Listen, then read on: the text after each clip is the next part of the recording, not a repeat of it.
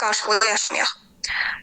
Bununla bərabər yəni də belə deyək ki, sual-cavab üçün məcburi deyil. Yəni əgər sizə rahatdırsa, sonda chat hissəsinə yaza bilərsiniz suallarınızı. Səminə xanım, formatı necə eləyək? Sualları sonda siz oxuyarsınız, mən cavablayım, yoxsa elə mən oxuyaraq cavablayım bir-bir? Siz oxuya bilsəniz yaxşı olar. Oldu, tamam, problem deyil, bunu həll eləyək. Neçə iştirakçımız var hal-hazırda? Bir dəqiqə buradan yoxlayaq. Okey. Yəqin ki, yavaş-yavaş gəlməyə davam edirlər. Biz artıq başlayaq. İstəyirsiniz, 10 dəqiqəmiz artıq keçib. Aha. Okey, getdik. Yenə hər birinizi xoş gördük, dostlar. Bu təlimdə bu fürsətdən yararlandığınız üçün öncəliklə hər birinizi təbrik etmək istəyərəm. Çünki belə ödənişsiz təlimlər keçirmək, yəni həqiqətən çox gözəl bir təşəbbüsdür. Səbinə xanım, bunun üçün sizə və komandanıza xüsusi təşəkkür edirəm. Həqiqətən çox yaxşı bir addımdır belə şeylər. Sadəcə bu biraz insanların necə deyərlər, düşüncə tərzindən və xarakterindən asılıdır ki, belə fürsətləri dəyərləndirməyi bacarırlarmı, yoxsa yox? Yəni əgər bu axşam saatında vaxtınızı ayırıb bu fürsəti dəyərləndirə bilmirsinizsə, məncə burada iştirak edən bütün iştirakçılarımıza xüsusilə bir təbrik düşür.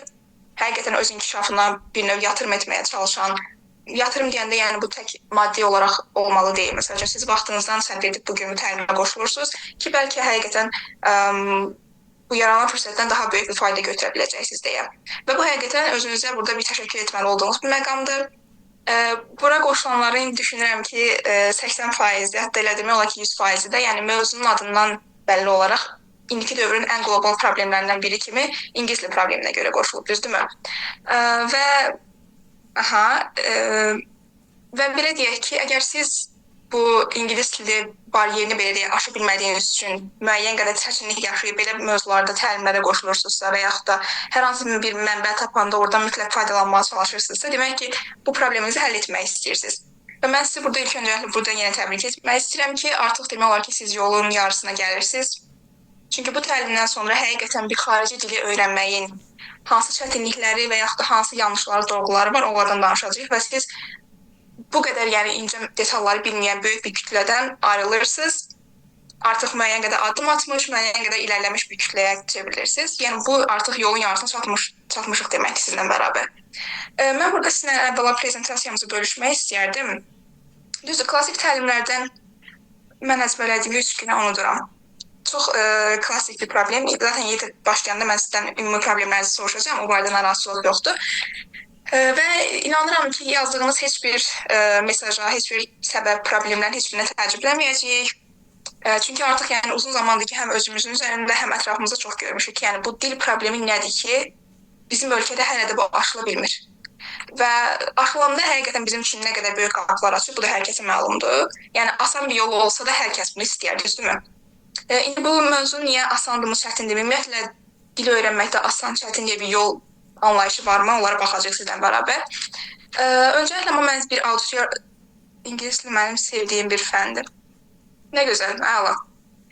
Biz bugün həmçinin fən və dil arasındakı fərqlərə də baxacağıq ki, görək bu illərdir yanlış anladığımız şey nə oldu bizim. Fən zənn elədiyimiz şeyi dil kimi danışmağa çalışırıq, dil öyrənməyə çalışanda fən kimi öyrənməyə çalışırıq. Sonra dedik ki, problem ya mənim beynimdədir, ya mənə yaxşı öyrətməyiblər, ya müəllimlərdədir, ya vəsair necə. İndi olan hər birinin həlinə bugün baxacağıq. Sistemimiz belə irəliləyəcək, deməli dostlar. Öncəliklə biz problemimizin nə olduğunu araşdırmalıyıq. Hər kəsdə konkret olaraq problem nədir ingiliscə bunu. Ondan sonra problemin kökünə baxandan sonra həll yollarımızı araşdırmalıyıq. Həll yolundan sonra artıq praktiki cəhətdən bunu necə eləyək ki, bu problem həll olsun, buna baxmalıyıq. Mən təlimin sonuna qədər çalışacağam ki, buradan hər kəs öz probleminə uyğun müəyyən qədər fayda götürə bilsin. Artıq yavaş-yavaş bu dil problemini həll eləmiş olsun. Və ondan sonra inanıram ki, siz də bu təlimə qoşulduğunuz üçün özünüzə bir daha təşəkkür edəcəksiniz ki, nə yaxşı ki, vaxtımızdan ayırıb belə bir təlimə qatıldıq. Okey, indi mən auditoriyamızı tanımaq üçün sizdən soruşmaq istəyərdim. Yəni deyirəm, istəsəniz mikrofonunuzu açıb da cavablaya bilərsiniz, istəsəniz chat bölməsində yaza bilərsiniz. Mən buradan oxuyacağam. Bir dəqiqə. Aha. Sizcə sizin dil öyrənməklə bağlı spesifik olaraq əsas probleminiz nədir? Baxın, normalda biz hər kəsə desək, deyəcəklər ki, dil bilmək istəyirəm, amma tam olaraq bilmirəm də. Yəni bu çox ümumi bir cavabdır. Yəni kiminin problemi xüsusilə deyir ki, məsələn, mən dinləməm çox yaxşıdır, dinlədiyimi anlayıram, amma başa düşəndə, yəni danışa bilmirəm. Və ya kimisi deyir ki, danışıram amma sürətim aşağıdır və ya kimisi deyir ki, qrammatikam zəifdir, kimisi deyir məsələn lüğət əzbərləməyim çox zəifdir, sözlər yadımda qalmır. Və yaxud elə insanlar da var ki, məsələn biz çox görürük ətrafda. Mən danışıram çox yaxşıdır, amma hiss edirəm ki, məsəl üçün olduğum mühitdə digərlərindən daha geri qalıram. Nəyə görə məsələn aksentim pisdir və yaxud da tələffüzüm yaxşı deyil. Danışarkən səhv eləməkdən utanıram və s. və s. Yəni eyni qədər problem saya bilərik, amma spesifik. Məsələ burada spesifik yanaşmadır ki, hər kəsdə problemimiz nədir onu bir tanıyaq. O zaman başdan bir oxumağa başlayaq. Ortaq cavablar olarsa təkrarlamayacağıq artıq. Zaten hər birinə aid izah veriləcək. Əzbərlədiyiniz 3 günə unudursunuz. Söz əzbərləmək problemi. Özüm də tələbəyəm ingilis dildən 49 ilə imtahanı. Əla, nə gözəl. Laf yaxşı. İndi bu imtahan sistemi ilə ingilis dili və real həyat dil olaraq ingilis dilinin nə fərqləri var, onu izah edəndə başa düşəcəyik inşallah. Danışıq, əsas ortaq problem, əzbərim zəifdir, mühitin olmaması, praktik edəcək yerin olmaması. Sırf bu problemi yaşayan insanlara mən demək istəyirəm ki, siz düşünün ki, dil problemində sadəcə probleminiz mühitdirsə, ən asan həll oluna biləcək problem sizdədir. Yəni bu cəhətdən özünüzə bir motivasiya saxlayın ki, ən asan problem sizdə həll ola bilər. Necə onun yollarını göstərəcəyik. Söz bazam var, amma ünsiyyətdə və cümlə qurmaqda çətinlik çəkirəm. Yenə klassik problem. Lüğət bilirsiniz, qrammatika bilirsiniz, imtahana gələndə yüksək balla keçirsiniz, amma danışığa gələndə qalırıq belə donuruq. Niyə? Görəcək indi niyə? Salam, baza var, fəqət özünü ifadələrə çətinlik çəkirəm. Bu da yenə eyni problem, aydın məsələdir. Mən dinlədiyimi anlayıram, gec də olsa, lakin danışa bilmirəm. Dinləməklə də bağlı kiçik bir probleminiz var ki, gec də olsa anlayırsınız. Amma əslində real dil bacarığı, belə deyək, yəqin ki, bu fikirlə hər kəs razılaşar ki, dil bacarığı və dil biliyi ayrı şeylərdir. Bizə illərdir ölkədə, yəni məktəb həyatından tutun, ta universitet, daha sonra istər müxtəlif dil kursları olsun, yəni bu dillə əhatələndiyimiz müddətcə təhsil barəsində sadəcə olaraq biz dili fən kimi öyrənirik. Daha doğrusu bizə öyrədilir daha doğrusu. Və fən kimi öyrəndiyimiz, beynimizə yığdığımız məlumatlardan arxayın oluruq ki, okey, yəni mənim hər şeyim var, baza qrammatika, söz bazası, lüğət, hər bir şey yerindədir. Onda mən mütləq yaxşı danışmalıyım. Niyə yoxdur bu danışıq? Halbuki elə ən böyük səhvi də burada edirik. Biz heç vaxt məktəb sistemi ilə, yəni belə deyək, bir dili fən kimi öyrənib də, sonda onu bacarıq kimi əldə edəcəyimiz nəticəni gözləyə bilmərik. İndi o dillə bacarığın fərqləri nədir? Onlara zaten baxacağıq. Mən izaha başlayanda sizə təkrar izah edəcəm bütün detallarına qədər. Sadəcə olaraq, yəni burada deyirsinizsə ki, dinlədiyimi gec də olsa anlayıram, başa düşə bilmirəm və yaxud da danışa bilmirəm. Bu heyf ki, belə problemlər var, yəni. Əslində bunlar olmaması gərəkən problemlərdir. İllər dil öyrənən bir insan üçün, amma problem hardadır, indi baxacağıq. Müəllim yanına getmədən özüm öyrənmək istəyirəm. Sadəcə bilmirəm ilk növbədən nədən başlamalıyam. Bu demək olar ki, mənim səhifəmdə izləyicilərin və yaxud bəzi tələbələrin ən çox yazdığı suallardandır ki, istəmirəm hansısa kursa getmək və yaxud da hər hansı müəllimlə razılaşmaq, amma necə başlayım onu bilmirəm. Zaten bu klassik mövzudur ki, yəni bir işə, yəni o prosesin ən çətin tərəfi bir şeyə başlamaqdır. Başladıqsa zaten arxası gəlir. Biz necə başlamalıyıq? Siz təlimi sona qədər izləsəniz, sizin üçün başlanğıc daxil, prosesin içi və sonluq daxil hər bir şey aydın olacaq. Danışmaq üçün ətraf yoxdur, həm də müəllim çox uzadır, mənim də səbrim çatmır. Ətraf yoxdur problemi yedirəm, ən asan həll olunan problemdir, gələcəyik ona. Müəllim çox uzadır və səbrim çatmır deyəndə, yəqin ki, getdiyiniz bir dil kursudursa və yaxud da xüsusi bir müəllimlə hazırlaşırsınızsa, böyük ehtimal təxmin edirəm ki, siz hər hansı bir kitabdan və yaxud materialdan dil öyrənirsiniz. Elədir mi? Onun zəhmət olmasa suala cavablayarsınız ki, öyrəndiyiniz yeri kitablardan və s. istifadə edirsiniz, yoxsa necə? Cümlə qura bilmirəm. Klassik problem. Asan yolla və sərbəst danışıq öyrənmək. Bu asan yolla məsələsi çox, belə deyək, həqiqətən də hər kəsin dilində yayılmış bir şeydir. Xüsusilə də indiki dövrdə bizim cəmiyyət olaraq ən böyük problemimiz düşünürəm ki, səbirsiz olmaqdır. Yəni hər şey qarşı səbrimiz sanki tükənib, hər şey bir an öncə olsun, bitsin istəyirik. Amma belə deyək ki, bir işi yaxşı nəticə almaq üçün müəyyən qədər səbir də lazımdır. Və bu o demək deyil, ki, yəni dil öyrənmək heç də asan bir şey deyil, siz onun çətinliklərini gözə almalısınız, yox. Əgər düzgün metodikanız varsa, düzgün yanaşmanız varsa, nəyi, nədən, necə etdiyinizi bilirsinizsə, orada artıq asan yol, çətin yol deyə bir şey yoxdur. Yol bir dənədir, Bütün dünya üzərində, nəinki ingilis dili, dünyanın bütün dilləri üzərində eynidir və bunun konkret olaraq araşdırılmış, praktik edilmiş və sübuta yetirilmiş materialları da var. Bugün onlar haqqında danışam da sizin üçün daha çox aydın olacaq. Getdim, kitabdan öyrədirdim. Mən də çıxdım kursdan, yaxşı eləmisiniz. İlk öncə bunu deyim. Mən əyləncəli şəkildə öyrənmək istəyirəm. Düzdür, bu xarakter məsələsinə görə ola bilər. Siz deyirsiniz ki, yəni kitabdan sıxıcı belə məktəb dərs sistemi kimi öyrənmək sıxıcıdır deyə. Əyləncə bir tərəfə, bunun elmi olaraq düzgün yolu da odur zaten. Kitablardan uzaq olaraq öyrənmək. Niyəsini açıqlayacağım bugün. Söz bazam var, amma cümlə qurmaq üçün hardan başlamalıyam bilmirəm, müəyyən qədər özümü anlata bilirəm. Cümlə qurmaq üçün hardan başlamalısınız bilmirsiniz, amma müəyyən qədər özünüzü anlata bilirsiniz. Siz artıq başlamışsınız. Yəni müəyyən qədər özünüzü anlata bilirsinizsə zaten başlamışsınız. Burada hardan başlayım bilmirəm, problemi sizdə yoxdur, bunu öncədən vurğulayaq. Söz bazanız da varsa, özünüzü sizin tələbəniz olacaq. Nə gözəl. Ad hissəsindən tanımıram, Sevinç Əhmədova kim olduğu. Bəlkə də səhifədən izləyirsiniz. İnşallah yazarsınız, danışarıq. Aha, okey. Qaz, belə başa düşürəm ki, demək olar ki, edirəm. Heç təəccüblənmirəm cavablarınıza. Aşağı-yuxarı problemimiz eynidir. Və bu problemlərin hər birini əhatə edəcək şəkildə bugün danışacağıq. Və sonda mən sizinlə praktiki olaraq da bir hissə bölüşəcəm. Siz danışa keçirsiniz, bəli. Danışıq dərsləri keçirik. İndi metodika və yaxud necə olmalıdır, nə bunu haqqında məlumat verəcəm. Burada mən öz dərsimi belə deyim, təbliğ etmək üçün əyləşməmişəm. Bunu öncəliklə yadımıza saxlayaq. Sadəcə olaraq hər belə deyək, detalın, hər elmi sübutlu detalın necə olduğunu izah edəcəm, sübutlarını göstərəcəm. Özünüz üzərindən bəzi sübutlar eləyəcəm. Xatırlayın, görün öz beyninizdə bu necə baş verir, özünüz də bunun fərqinə varacaqsınız.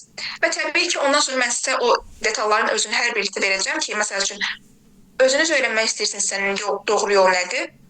Hər hansı kursa gedirsinizsə, müəllim yanına gedirsinizsə, o müəllimin o kursun doğru seçim olub-olmadığını necə yoxlaya bilərsiniz, onun yolları nədir?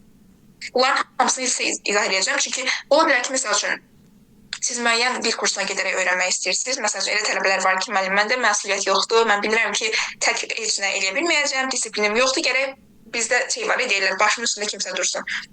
Elə deyirsinizsə, hər kurs, hər müəllimin şərtləri, büdcəsi hər insana uyğun olmaya bilər.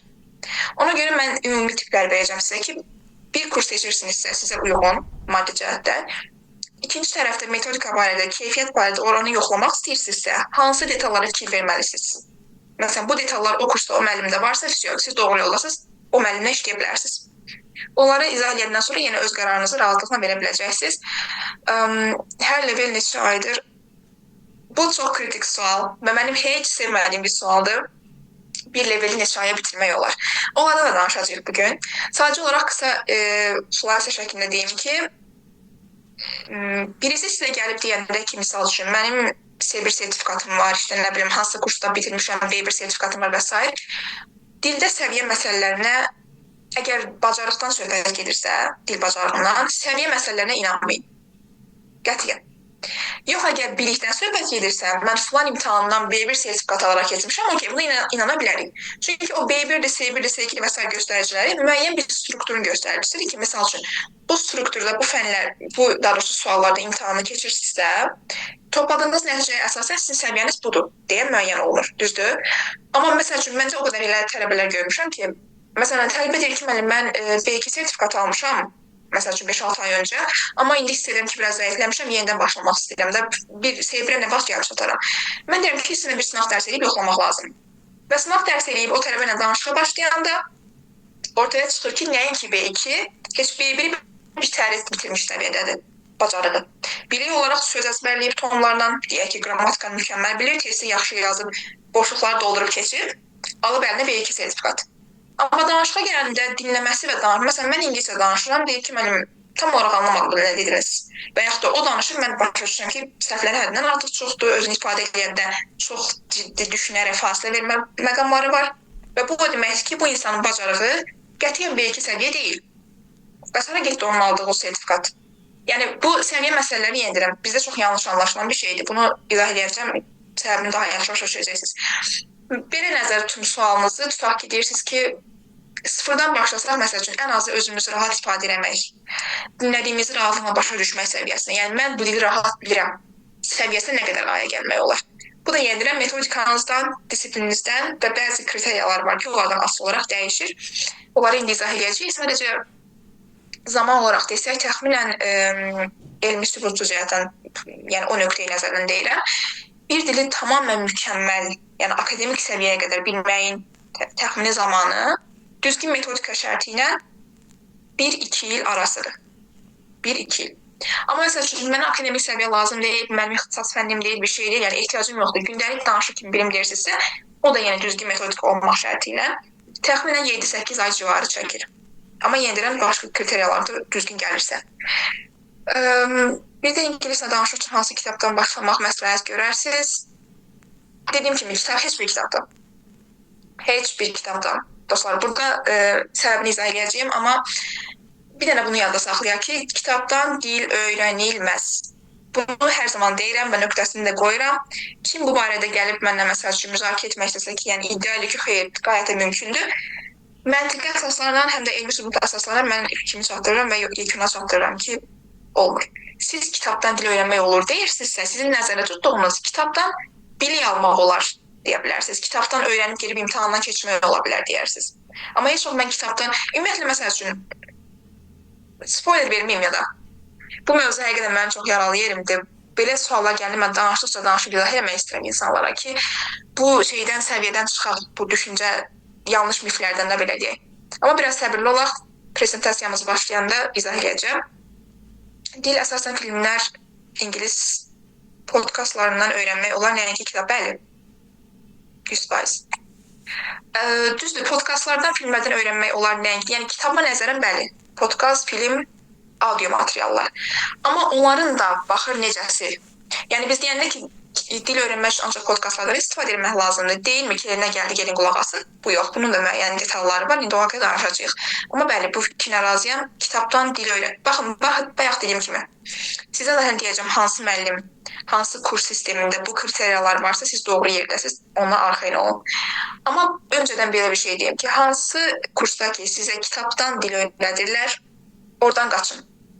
Əgər sizin məqsədiniz hər hansı bir dil imtahanından keçmək deyilsə, əgər məqsəd hansı dil imtahanına girəcəksinizsə, hə, təbii ki, onun kitabları var. Çünki bir müəyyən bir struktur var orada, gedib qoşula bilərsiniz.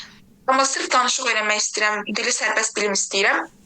Qarşı tərəf istəyir ki, bu kitablardan keçsək, bunlar nə bilim Oxford'un, Cambridge'in kitablarıdır, yəni necə. Yanlış yerdəsiniz. Bunu öncədən deyin biləsiniz. Bəzən buna inanmayıb, nə dəxli var, bu qədər insan yanlış şey mi eləyir, illərdir deyən insanlar olur. Mən canlı yaşamışam bunları. Deyirəm ki, okey, yəni seçim sizin, məndən demək. Gedin və təxminən 4-5 ay sonra gəlirlər ki, mən filan kursa getdim. Kitabdan öyrənildik, qayət məşhur bir kitabın adını çəkir. Nəticə necə oldu? Mən çox da irəliləyiş hiss eləmirəm, biraz söz bazam artdı və salam. Və hər ehtimala qarşı mən hətta soruşuram ki, ola bilər bəlkə tələbə olaraq siz disiplinsiz yanaşmısınız. Bəlkə müəllimin metodu falan yaxşı idi. Bilirəm ki, yanlış oldu. Yenə də soruşuram ki, hər tərəfli görün sübutunu. Deyir ki, yox, mənim çox disiplinlə yanaşırdım. Demək olar ki, bir günü belə praktikasız keçirmirdim. Amma yenə də nəticə olmadı. Yəqin ki, problem mənim beynimdədir. Və o anda mən dedim ki, mən demişdim demək istəmirəm, amma mən demişdim yəni. Və insanlarda bu düşüncə yaranır ki, illərdir mən yollar, fərqli müəllimlər, fərqli kurslar, fərqli metodikalar yoxlayıram. Hələ də alınmırsa, demək ki, mənim beynimdə problem var. Mümkün deyil belə bir şey. Yəni, bunu sizə kim deyib bəhanə elətdirirsə, inanmayın. İndi niyəsini yenə deyirəm, danışacağıq.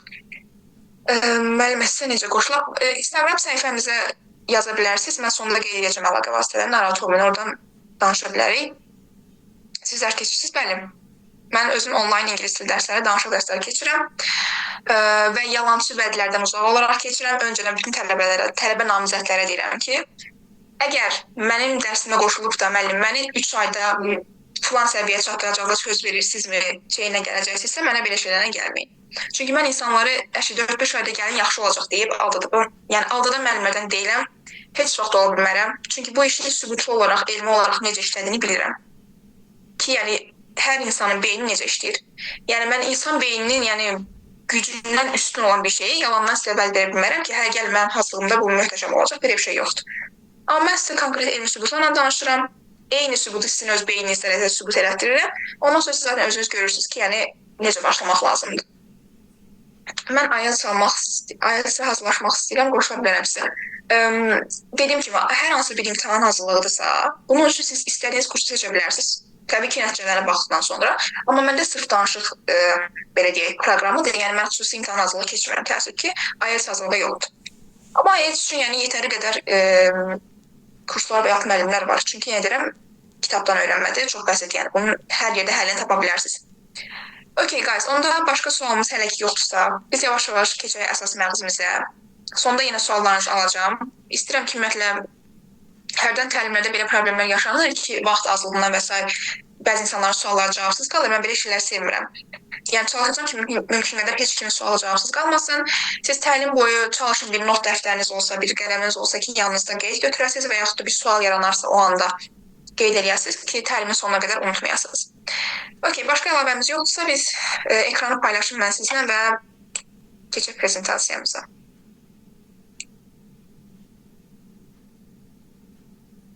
Okay, bir dəqiqə. Və bu arada bugünə qədər yəqin ki, başqa təlimlərdə iştirak eləmişsinizsə, az çox məlumatınız vardır. Zoom üzərindən biz təlim keçdikcə təəssüf ki, burada bir limit məsələsi var. Arada fasilə vermək olacaq 40 dəqiqədən sonra. Amma bir 5 dəqiqə və s. fasilədən sonra qayıdacaq, problem yoxdur. Bir dəqiqə zəhmət olmasın.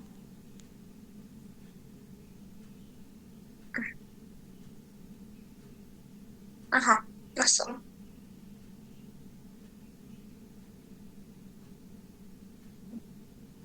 Biz sualcağımızın belə başa düşdük ki, uşaqlar, demək olar ki, bütün aşağı-yuxarı problemlərimiz eynidir, düzdür. Bu təlimə qoşularkən mən əvvəlcə bunu da sizdən bir, necə deyərlər, öyrənmək istəyərdim. Ki, qoşularkən ilk təəssüratınız necə oldu? Mövzu ilə tanış olarkən daha doğrusu. Yəni, bu mövzunun adını görən kimi özünüzlə bağlı bu mövzuda nəyi gördünüz? Hansı problemi? Onu bölüşsəniz sevinərdim. İstəsək mikrofonları açaq, istəyirsiniz səsini danışaq biraz. Necə rahat səsində, amma interaktivlik yaransın deyə biraz səsili davam edə bilərik. Bir dəqiqə.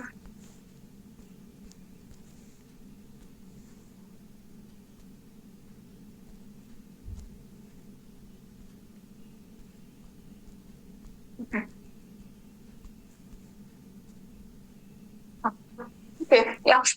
Keçək. Davam eləyək belə. Ekran görünür yəqin ki, hə?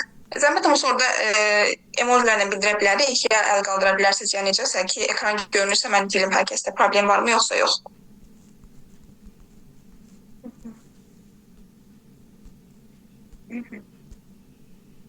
Böyüklər də var, təkrarlar yoxdur. Necə? Bir dəqiqə, çata baxaq təkrar. Bu sualdırmı yoxsa anlamadım. Böyüklər də var, tək uşaqlar yoxdur. Yəni dərs olaraq soruşursunuz. Yəni bizdə böyüklər daha çoxdur, mənim tələbələrim, amma uşaqlar da müəyyən yaşdan yuxarı var. Okay, Zoom-un bitməsinə 10 dəqiqə qalıb. Səminə xanım, bunu necə eləyək? İstəyirsiniz indi çıxıb yenidən mi göndərək, yoxsa 10 dəqiqə yeni fasilə verməliyik mi alınması üçün? Məndə olan problemlərin hamıda olduğunu gördüm və ümid edirəm bütün sualıma cavab tapacağım və problemlərim həll olacaq. Bütün suallarınıza cavab tapacaqsınız və həll yolu da görüləcək. Həll yolunu da biz sizə verəndən sonra o həll yolunu tətbiq edəcəksinizmi, eləməyəcəksiniz. Bu artıq sizin öz seçiminizdir. İnanıram ki, yəqin ki, bu problemdən qurtulmaq istəyirsə eləyəcəksiniz. Mən deyək ki, böyüklər də var. Hə, anladım.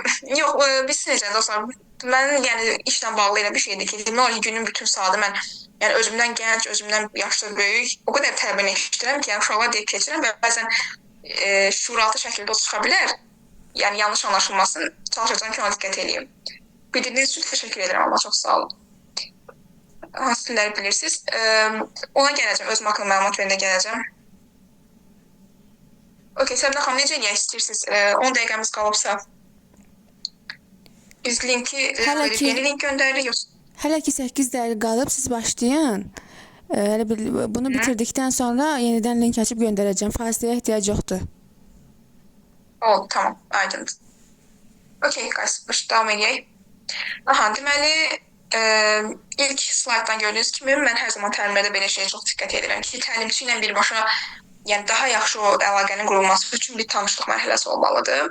Yəni ki, zaten təlimin mövzusundan tanış olmuşduq az çox. Gülöfsər Allahverdiyeva. İngilis dili müəllimiyəm. Eyni zamanda bəzən insanlar təəccüblənsə də hələ də tələbəyəm. Və xarici dil tərcümçisi. Xarici dil tərcümçisini belə deyim ki, mən sırf bu metodları, bu araşdırmaları bir tək ingilis dili üzərinə etməmişəm. Ümumiyyətlə demək olar ki, dünyanın bütün dilləri üzərində araşdırıb sınamağa çalışmışam ki, bütün dillərdə bu keçərlidirmi bəzi şeylər. 5 dil bilən poliqlot namizədi, bəli. Hər biri müxtəlif səviyyələrdə olan demək olar ki, 5 dili artıq bilirəm və bunu istəyirəm ki, poliqlot yox, hiperpoliqlotluğa daşıyaq. Belə bir şey var ki, poliqlot bilirsiniz, yəni bir neçə dildə danışan insanlara deyilir. Hiperpoliqlotlar isə say etibarilə 7-8-dən çox dilə qalxırsa, artıq siz hiperpoliqlot olursunuz. Hal-hazırda bildiyim dillər ən birinci, bütün insanlara belə deyək, yanlış anlaşılma gəlsə də səbəbini açıqlayacağam. Ən birinci normal bir insan beyni olaraq Azərbaycan dili olub, aydın məsələdir. Buna bəzən deyirlər ki, ana dilində bunun nəyi dil sayılır ki, elə ən böyük yanlışı burada edirik. Buna görə bugün ingilis dilini necə öyrənməliyəm sualı heç kəs aydın deyil. Azərbaycan dilindən sonra təbii ki, daha iləri səviyyədə türk dilidir. Çünki türk dili də, məsələn, türk tələbələrimiz də var bizim ki, türklərlə işləyirik, türklərlə danışırıq təbii ki. Ondan sonra ingilis dili təbii ki, əsas dilimiz və ondan əlavə mənim daha çox sevdiyim, ən az ingilis dili qədər sevdiyim fransız dilidir. Ümumiyyətlə onun oxunuşunu, tələffüzünü, səslənməsini çox sevirəm. Bir də müəyyən qədər rus dilidir. Düz rus dilinə qarşı xüsusi bir həvəsim həmişə müəyyən uşaqlıqda yaşadığım travmalara görə olmayıb. Amma bu doğru metodika sahəsini araşdırandan sonra demişəm ki, yox, rus dili də alına bilər və həqiqətən də almağa başlayıb artıq. Bunlardan sonra hədəfdə İspan, İtalyan və yaxud Alman dilləri var, görək hansına başlaya bilirik. Belə, Poly-English Gülka onlayn dərslərinin təchizçisi, Instagram adresimiz də bu şəkildə gedir. Poly-English Gülka. Adından bilmirəm, yəqin ki, anlayırsınız yoxsa yox. English və Pol sözü poliglotun qısaltmasıdır. Çünki mənim üçün poliglot olmağa addımlamaq demək olar ki, bu sahədə bütün həyatımı dəyişən bir şey olub. Ona görə səhifə və kurs adımı da bundan aparıram. Poly-English. Xarici dildə mənimsəmə, tələffüz və aksent inkişaf təbliğatçısı. Buna xüsusilə mən təlimin geçişini izah edəcəm ki, bizdə niyə bəzi şeylər ümumiyyətlə təhsil sayəsində göz ardı edilir, edilməsə daha yaxşı olar, niyə? Tələffüz, aksent məsələləri çox önəmlidir. Bəzən insanlara çətin və yaxud maraqsız gəlsə də. Okay guys, deməli, ingilis dilində danışıq bacarığımızın formalaşması. Ümumiyyətlə bu, belə deyim, qlobal olaraq bilirsiniz ki, bu dil nə qədər vacibdir. Bunu hər kəs fərqindədir zaten, bu haqda heç müzakirə etməyə ehtiyac belə yoxdur. Bəs bizə niyə sizcə, ümumiyyətlə bu təhsil sistemində illərdir inkişaf gedir, güya ki, dırnaqarası? Niyə bu sahəyə xüsusi bir şeyləri dəyişməli olduğumuzun fərqinə varmırıq? Baxın, illər keçdikcə, dövr inkişaf edildikcə hər sahə inkişaf edir. Hər sahə, heç bir sahə keçmiş dövrdəki kimi qalmayıb. Düzdür, yeniliklər, daha fərqli metodikalar və s. Mən hər zaman deyirəm ki, sanki bir tək bizim təhsilimizdə inkişaf yoxdur. Yəni, illər öncə nə sistemdirsə, indi eyni sistemdir.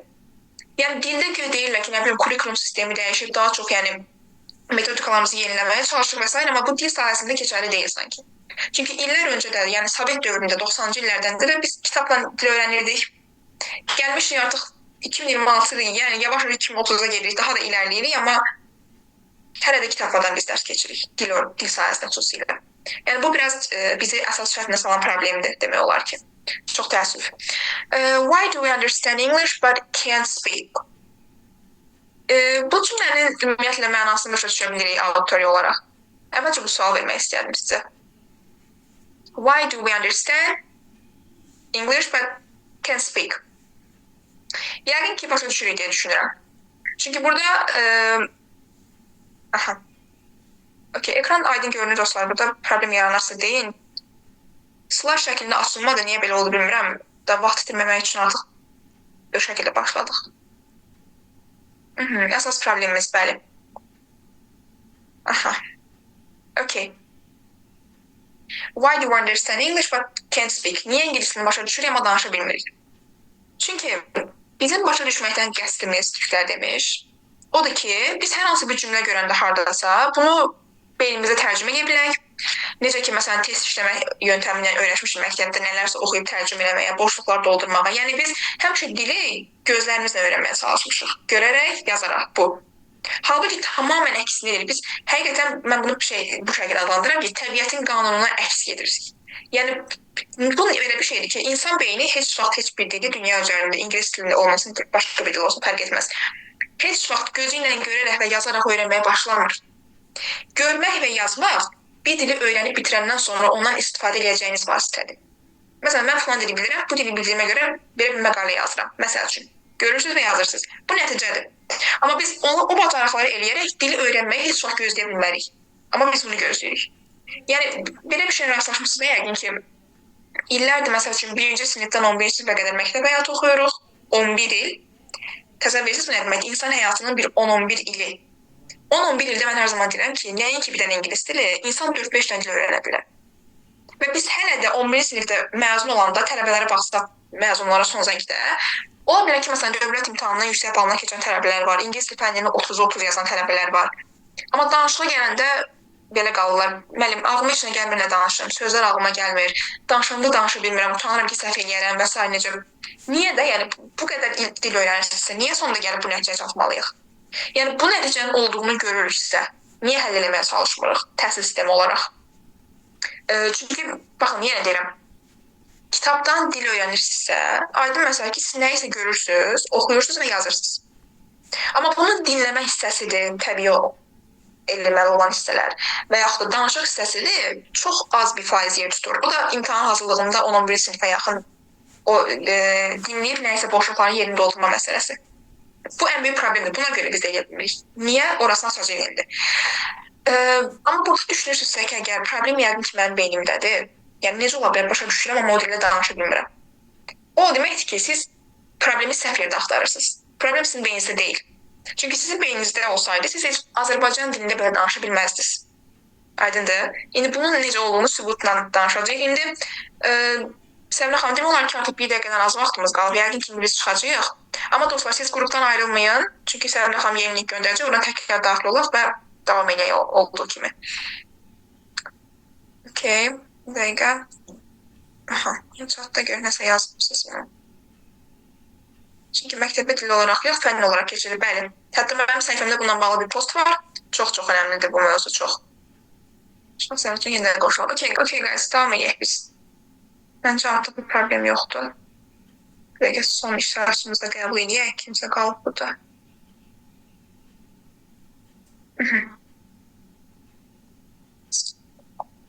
Okay.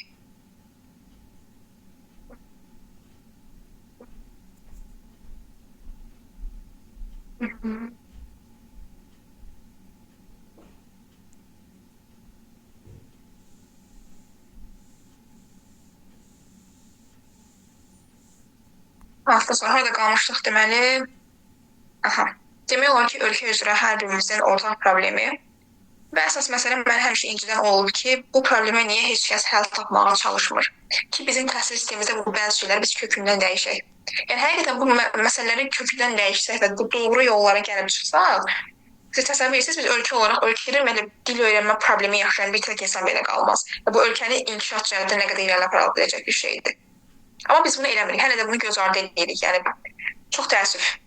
Amma ən azından ümumiyyətlə ölkəndə təhsil sistemi dəyişə bilmiriksə, öz üzərimizdə təhsil sistemimizi dəyişə bilərik, metodikamızı dəyişə bilərik ki, hər kəs öz üzərində çalışmaya başlasa, istər-istəməz cəmiyyətdə bəzi şeylər dəyişəcək. Mənim şəxsən həmişə həm müəllim olaraq, həm yeri gələn tələbə olaraq hətta təbliğ etdiyim sahələr bu yöndə olur həmişə ki, yəni çalışaq ki, hər kəs öz üzərində biraz çalışsa, bir şeylər dəyişəcək bu cəmiyyətdə. İnkişaf uğruna, yəni daha yaxşı olması üçün. Okay. Bir dəqiqə davam edək. Deməli, problemimizi bildik ki, bu problem bizdə beynimizlə bağlı deyil. Burada özümüzü günahlandırmalı deyilik qəti şəkildə. Problem həqiqətən də prosesdədir. The problem is the process, as we write here. You see, tam da buraya yazdığımız kimi çox doğru bir təsbitdir bu.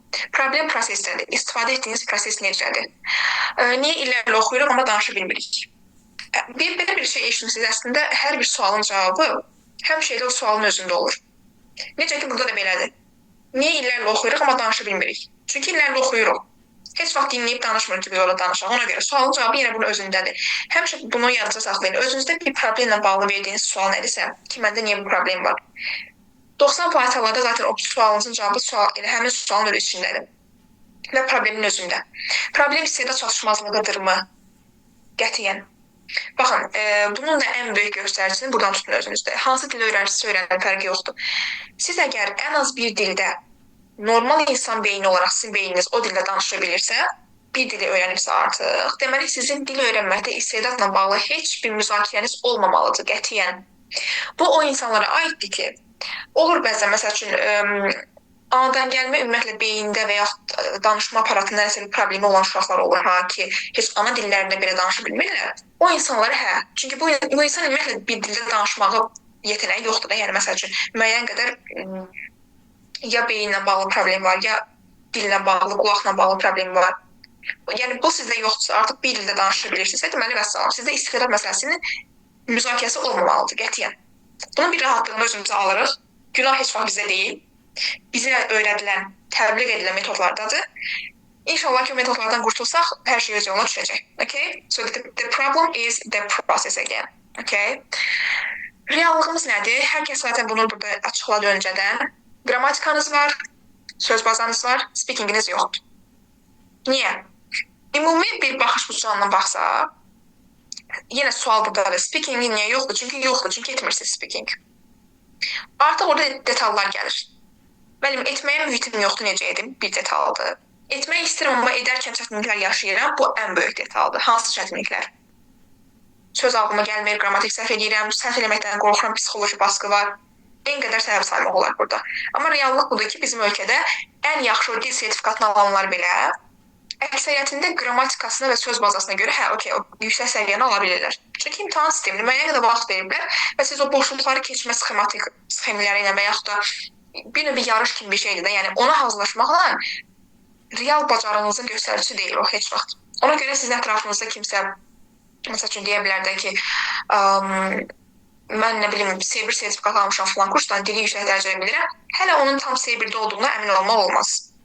Yəni siz o insanla gəlib bir uzun müddət bir, necə deyim, söhbətiniz, danışığınız olsun ki, az çox tuta biləsiniz ki, bu insanın dil səviyyəsi hara qədərdir. O limiti də belə deyək. Okay? And what is speaking? Danışıq nədir?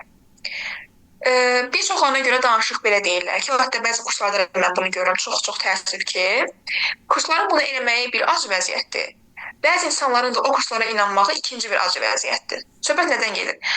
Bəzən məsəl üçün görmüş əsasda sosial şəbəkədə məsələn tələbəmizin nəticəsi adı altında bir şey paylaşırlar ki, tələbə görə nəsə danışır, məsəl üçün atıram spesifik mövzu olması, məsələn hobbilərim haqqında tutaq ki, hobbilər haqqında müəyyən bir mətn danışır. Və əksəriyyət o tip mətnləri, məsəl üçün, öncədən tələbəyə yazılıb hansı kitabdan verirlər. Məsəl üçün, bax bu məqaləyə, bu özünə görə bunu dəyiş, əzbərlə danış. Və öyrənilmiş suni şəkildə, yenə deyirəm, bilək istəyə, şuurlu şəkildə, suni şəkildə əzbərlədilmiş bir şeyi danışdırırlar. Video çəkib paylaşırlar və adı olur tələbəmiz ingiliscə danışır. Sizcə bu real danışıq bacarığıdır? Ümumiyyətlə sadəcə fikirlər maraqlıdır ki, bu şeylərə necə yanaşırıq? Bu sualın bir dənə cavabını öyrənmək istəyirəm sizdən. Sizcə real danışıq bacarığı budurmu? Və yaxud da belə birini görəndə siz hə, danışıq və şəkli deyirsinizmi bu tip tələbələrə? Çata yaza bilərsiniz, mikrofonu açıb səsli şəkildə bildirə bilərsiniz. Mənim reallığım budur ki, əzbərləyə bilmirəm, əzbərim çox zəifdir. Sizin reallığınız, bu əzbər məsələsi, sizin probleminiz olmalı deyil. Siz əslində burada şanslı insanlardansınız. Yaxşı ki, əzbəriniz zəifdir yəni. Çünki bir dildə indi olaraq gələcək, ən böyük yanlış bir dildə nələrisə əzbərləməyə başlamaqdan keçir. Siz artıq nəyisə əzbərləməyə başlamısınızsa, dil öyrənmək getdi, heç vaxt sərbəst danışığa çıxmayacaqsınız, bunu öncədən deyirəm. Əzbər zəifsə, lap yaxşı, demək ki, belə bir probleminiz olmayacaq heç vaxt. Əksinə buna sevinməlisiniz. Bir dəqiqə baxaq görək. Suallarımız. Real deyil əlbəttə ki, onu məncə hamı edə bilər, o əzbər bacarıq deyil, bəli. Başqa fikirlər varmı? Məsələn, ola bilər bu fikrin əksinə düşünən bir iştirakçımız ola bilər. Ki, niyə də olmasın? O da bir istedaddır bəlkə də. Elə bir iştirakçımız var aramızda, yoxsa hər kəs bu fikrə qatılır. Baxın dostlar, bəzən təlimlərdə ola bilər ki, psixoloji olaraq çəkingənliyi olur və yaxud da ümumiyyətlə deyiriz ki, mənim heç bir fikrim yoxdur, yəni neytral yanaşıram. Belə çalışın etməyəsiniz. Yəni çatda okey yazmasanız belə özünüzdə o sualların cavabını düşünün. Çünki insan özündə bir problem görürsə, əvvəlcə bir özünə sual verməlidir. Bəzən yəni bizim problemimiz olur ki, heç özümüzü tam tanımırıq. Ki biz həqiqətən problemimiz nədir və yaxud da həqiqətən nə istəyirik bu sahədə? Konkret bilmək üçün özümüzə sual verməyimiz lazımdır. Necə ki, əksəriyyətimiz türk dilini bilirik, fəqət söz əzbərliyə öyrənməmişik. Bu da bir sübutdur məncə. Bunlara zaten gələcəm. Danışacağıq, bəli. Konkret sübut. Bu və bu kimi bir çox sübut var. Onların hamısını bugün deyəcəyik. Bəli, türk dilini bilirik. Düzdürmü? Hətta deyərik ki, biz türklərdən daha yaxşı danışırıq. Yəni, məsələn, türklər Azərbaycan dilində o qədər yaxşı danışmır, amma biz bilirik. Amma türk dilində birimizin belə yadına gəlirmi ki, nə vaxtsa, nə bilim, nə deyək, ən bəsit bir şey, kapatıyorum kəlməsi nə deməkdir? Bağlayıram və yaxud örtürəm. Heç vaxt əzbərləməmişik, amma desək, o qədər rahat qura bilərik ki, o cümləni. Əzbərdir? Xeyr. İndi siz təsəvvür edin, biz türk dilində elədiyimiz məsələləri ingilis dilində eləsəydik vaxtı ikən, indi ingilis dilimiz nə səviyyədə idi? Okey, başqa fikrimiz yoxsa davam edək. Yazılan fikirlərin hər birindən razıyam. Düzgün yanaşmadır. Türk dili bizim dilimizə yaxın olduğu üçün filmlərə, bir dəqiqə, türk dili bizim dilimizə yaxın olduğu üçün filmlərə sevərək baxırdıq. Ona görə bilirik türkçə, amma ingiliscə Azərbaycanla yaxın deyil, filmlərə baxmağa ləzzət etmir. Hə, anladım. Burada belə bir şey var. Bu fikirlə həm razıyam, kiçik bir hissəsində razı deyiləm. Niyə? Bir nəfərimiz də gəldi, qərar eləyək. Hə, səbəb odur ki, marağa görə deyirsinizsə bunu ki, türk filmlərinə marağımız var deyə baxırıq, ingilis filmlərinə marağımız yoxdur deyə baxmırıq, buna görə inkişaf eləmir. Bu cəhətdən haqlısınız, bəli. Marağımız olan şeyə bax, məsələn, maraq dairənizə uyğun bir şey izləyirsinizsə, beynin neyronları o anda daha aktiv olduğu üçün siz daha çox fayda götürürsünüz və elmi cəhətdən danışacağıq orada beynin işləməsindən bağlı. Amma belə bir şey var. Türk dili bizim dilimizə yaxındır deyə marağımız var deyirsiniz, yoxsa türk dili bizim dilimizə yaxındır deyə o dili yaxşı bilirik deyirsiniz. Burada kiçik bir detal olmalıdır. Yaxşı, əgər məsələn, bəzi mənlə belə müzakirə edən insanlarda belə bir şey deyirlər ki, mənim, yəni onun məncə çox da dəxli yoxdur axı. Deyirəm, niyə? Deyirlər ki, türk dili bizim dilimizə çox yaxın. Demək olar ki, eyni dildir də, yəni bu dil onsuz da bizim üçün asan gəlməlidir də, burada nə var ki? Amma, bəli, eyni köklü dillərdə. Amma onda mən belə bir qarib sual verirəm. Bu fikirdə düşünən insanlar varsa aramızda, bir dənə bu sualın mənə cavabını verin, xahiş edirəm. Əgər türk dili sırf bizim dilimizdən oxşardır deyə bu dili biz rahat öyrənmişik deyirsinizsə, niyə bəs özbək dilini, qırğız dilini, məsələn, Türkmənistandır, bu türk dövlətlərdə hamısı düzdürmü? O dillərdə niyə biz yaxşı danışa bilmirik? Onlar da eyni türk dilləri qrupundandır, oxşar dillərdir. Elə onları niyə yaxşı bilmirsiniz, niyə danışa bilmirsiniz bəs? Ona mənə cavab verə bilərsiniz də, mət olmasa. Çünki bəzən insanlar bu fikirdə çox yanaşırlar ki, mənim belə deyirsən, amma heç bir dəxli yoxdur. Yəni, Azərbaycan türk dili onsuz da eyni dildə, ona görə rahat bilirik. İngilis dili hara, Azərbaycan dili hara, nə dəxli var ki? Və mən bu sual verirəm. Özbək dili də asan, yəni eyni dildir, demək olar ki. Türkmənistan, qırğız dili, hamısı eyni dil qrupudur, oxşar dillərdir. Niyə o dilləri yaxşı bilmirik? Və yaxud da Seyyid xanım yazdığı kimi, bizim dilimiz onların dilindən yaxındır deyə bu dili rahat deyiriksə, türklər niyə bizim dilimizi bizim qədər yaxşı bilmir? Bu da ikinci sual. Baxın, həqiqətən bir şeyi məntiqi ilə düşünüb cavab axtarmağa çalışanda, orada konkret zaten sübut sizin beyninizə, yəni rəsmən o sübut bağırır ki, düzgün yanaşmağa çalış. Məsələ dillərin oxşarlığında, asanlığında deyil, yəni bəhanə tapmayın buna. Məsələ odur ki, siz türk dilini öyrəndiyiniz bəzi keçdiyiniz yollar, texnikaları heç bir dildə eləməmisiniz. Əgər siz türk dilinin üçün etdiyiniz praktikaları özbək dilində eləsəydiniz, qırğız dilində, Türkmənistan heç bir fərqi yoxdur, lap elə ingilis dili, rus dili olsun, eyni nəticə olacaqdı. Yəni, dillərin bir-birinə yaxın olmasının o dili rahat danışmağımız üçün, okey, müəyyən qədər təsiri var, müəyyən qədər. Amma məsələn, faizlə götürsək, 20% dillərin oxşarlığı bizə kömək eləyir, 80% isə sizin keçdiyiniz proses. Bunu fikirləri bilən alaq, İngilis dili German dillər qrupuna aiddir, bəli, yəni bizim dilimizdən uzaqdır. Amma bu bizim bu dili mükəmməl danışa biləcəyimiz gerçəyinə əngəl deyil. Çünki onları biz çox eşitmirik. Əla. O dildə nə bir filmə baxırıq, nə bir video izləyirik, buna görə də eşitmirik deyə ingilis dilində belədir, bəli. Yenə gələcək o məsələyə, dil öyrənməyin əsas mərkəzi qulaqdan başlayır, dostlar. Qətiyyən gözdən yazaraq yox. Onu da yenə danışacaq nəyə görə. Özbək dilində filmlər çox deyil, çünki ya da bizim marağımız çəkmir. Maraq dairəsi bir tərəfin var, faktordur, bəli. Amma məsələ orasında zaten özbək filmləri çox deyil. Biz özbək filmlərinə nə qədər məruz qalmışıq vaxtı ikən? Yox dərəcəsində. Yoxdur da, yəni, düzdürmü? Amma məsəl üçün, bunun digər sübutu var ki, bizim daha bizdən yuxarı yaşlı nəsil Sovet dövründə bizim indi məsələn türk dilinə məruz qaldığımız kimi, onlar da rus kanallarına, rus dilinə belə məruz qalıblar. Ona görə yaşlı nəsilə baxsaq daha çox rus dilində danışa bilən insan var. Rus dillə Azərbaycan dili tamamilə fərqli dillərdir, heç bir yaxınçılığı yoxdur. Onlar niyə yaxşı bilirlər bəs? Sual burada. Çünki prosesdən eyni keçməmişik. Mən deyəsən çox problemlərimi bilirəm, həllini də qısmı başlayacağım, amma nə vaxt başlayacağım bilmirəm. Problemi bilirsiniz, həllini də bilirsiniz, amma başlayacağınızı bilmirsiniz. Dəqiqə. Çünki Azərbaycan filmlərinə baxmırlar. Bəli, türklərdə yoxdur. Azərbaycan filmi, tək filmdən də söhbət gedir. Bu arada, çünki biz uşaqlıqdan başlayanda heç vaxt birbaşa türk seriallarına başlamamışıq. Ən belə uşaq beynindən götürsək, cizgi filmlər.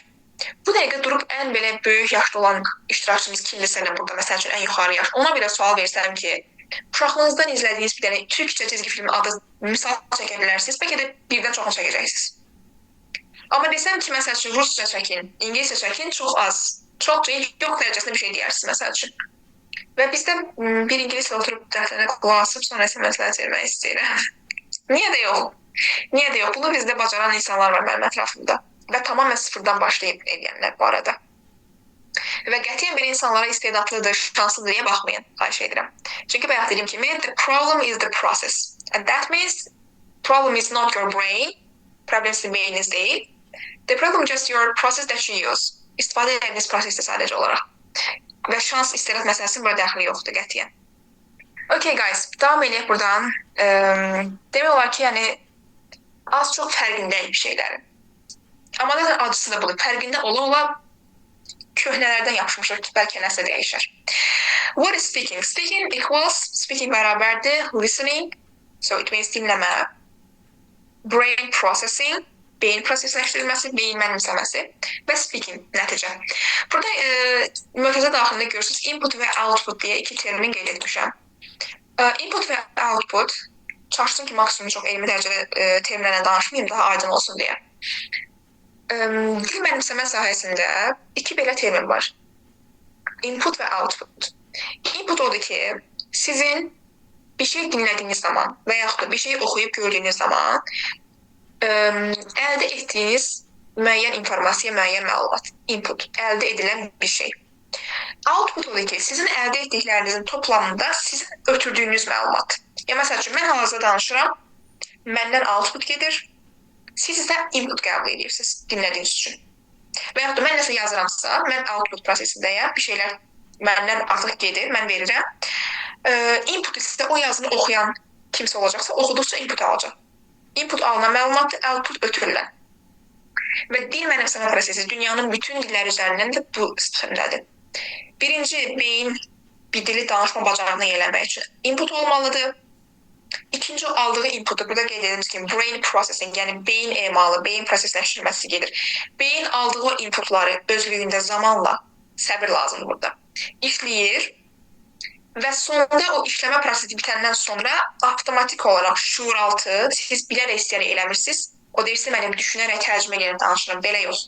Necə ki, hal-hazırda mən Azərbaycanda danışıram, düşünmürəm ki, yəni tərcümə eləmirəm də beynimdə axıcı olaraq gəlir cümlələr. Eyni şəkildə həmin dildə də output belə baş verməlidir. Speaking o zaman çıxır. Yəni siz əgər məsəl üçün bundan nümunə götürün özünüzdə. İstənilən xarici dildə öyrənməyə başladınız, nələrsə eləyirsiniz ondan ötürü. Danışmağa çalışarkən görürsünüzsə ki, beyində tərcümələr eləyirsiniz. Bilin ki, hələ sizdə dil mənimsəmə prosesi başa çatmayıb. Siz hələ daha çoxunu eləməlisiniz, bəlkə də metodikanızı dəyişməlisiniz, yanlış yoldasınız. Çünki nə vaxt görəcəksinizsə ki, okey, mən danışanda artıq cümlələr Azərbaycan dilində olduğu kimi birbaşa ağlıma gəlir, düşünmədən belə axıcı şəkildə çıxır. Bu demək ki, sizdə artıq output baş verir. Yəni, brain processing mərhələsi tamamlanıb. Speaking is a result. Bizim əsas mottomuz. Speaking is a result, not a starting point. Speaking nəticədir, başlanğıc nöqtəsi yox. Və burada bəzən insanlara yanlış anlaşılma olur ki, Yəni okey, speaking nəticə olmalıdır, başlanğıc olmamalıdırsa. Yəni biz bir dili öyrənəndə hələ danışmağa tələsməməliyikmi? Mən bununla bərabər belə bir şey təbliğ edirəm ki, siz hər hansı dili öyrənirsinizsə, əgər doğru metodika işlənirsə, siz artıq ilk gündən danışmağa başlamalısınız.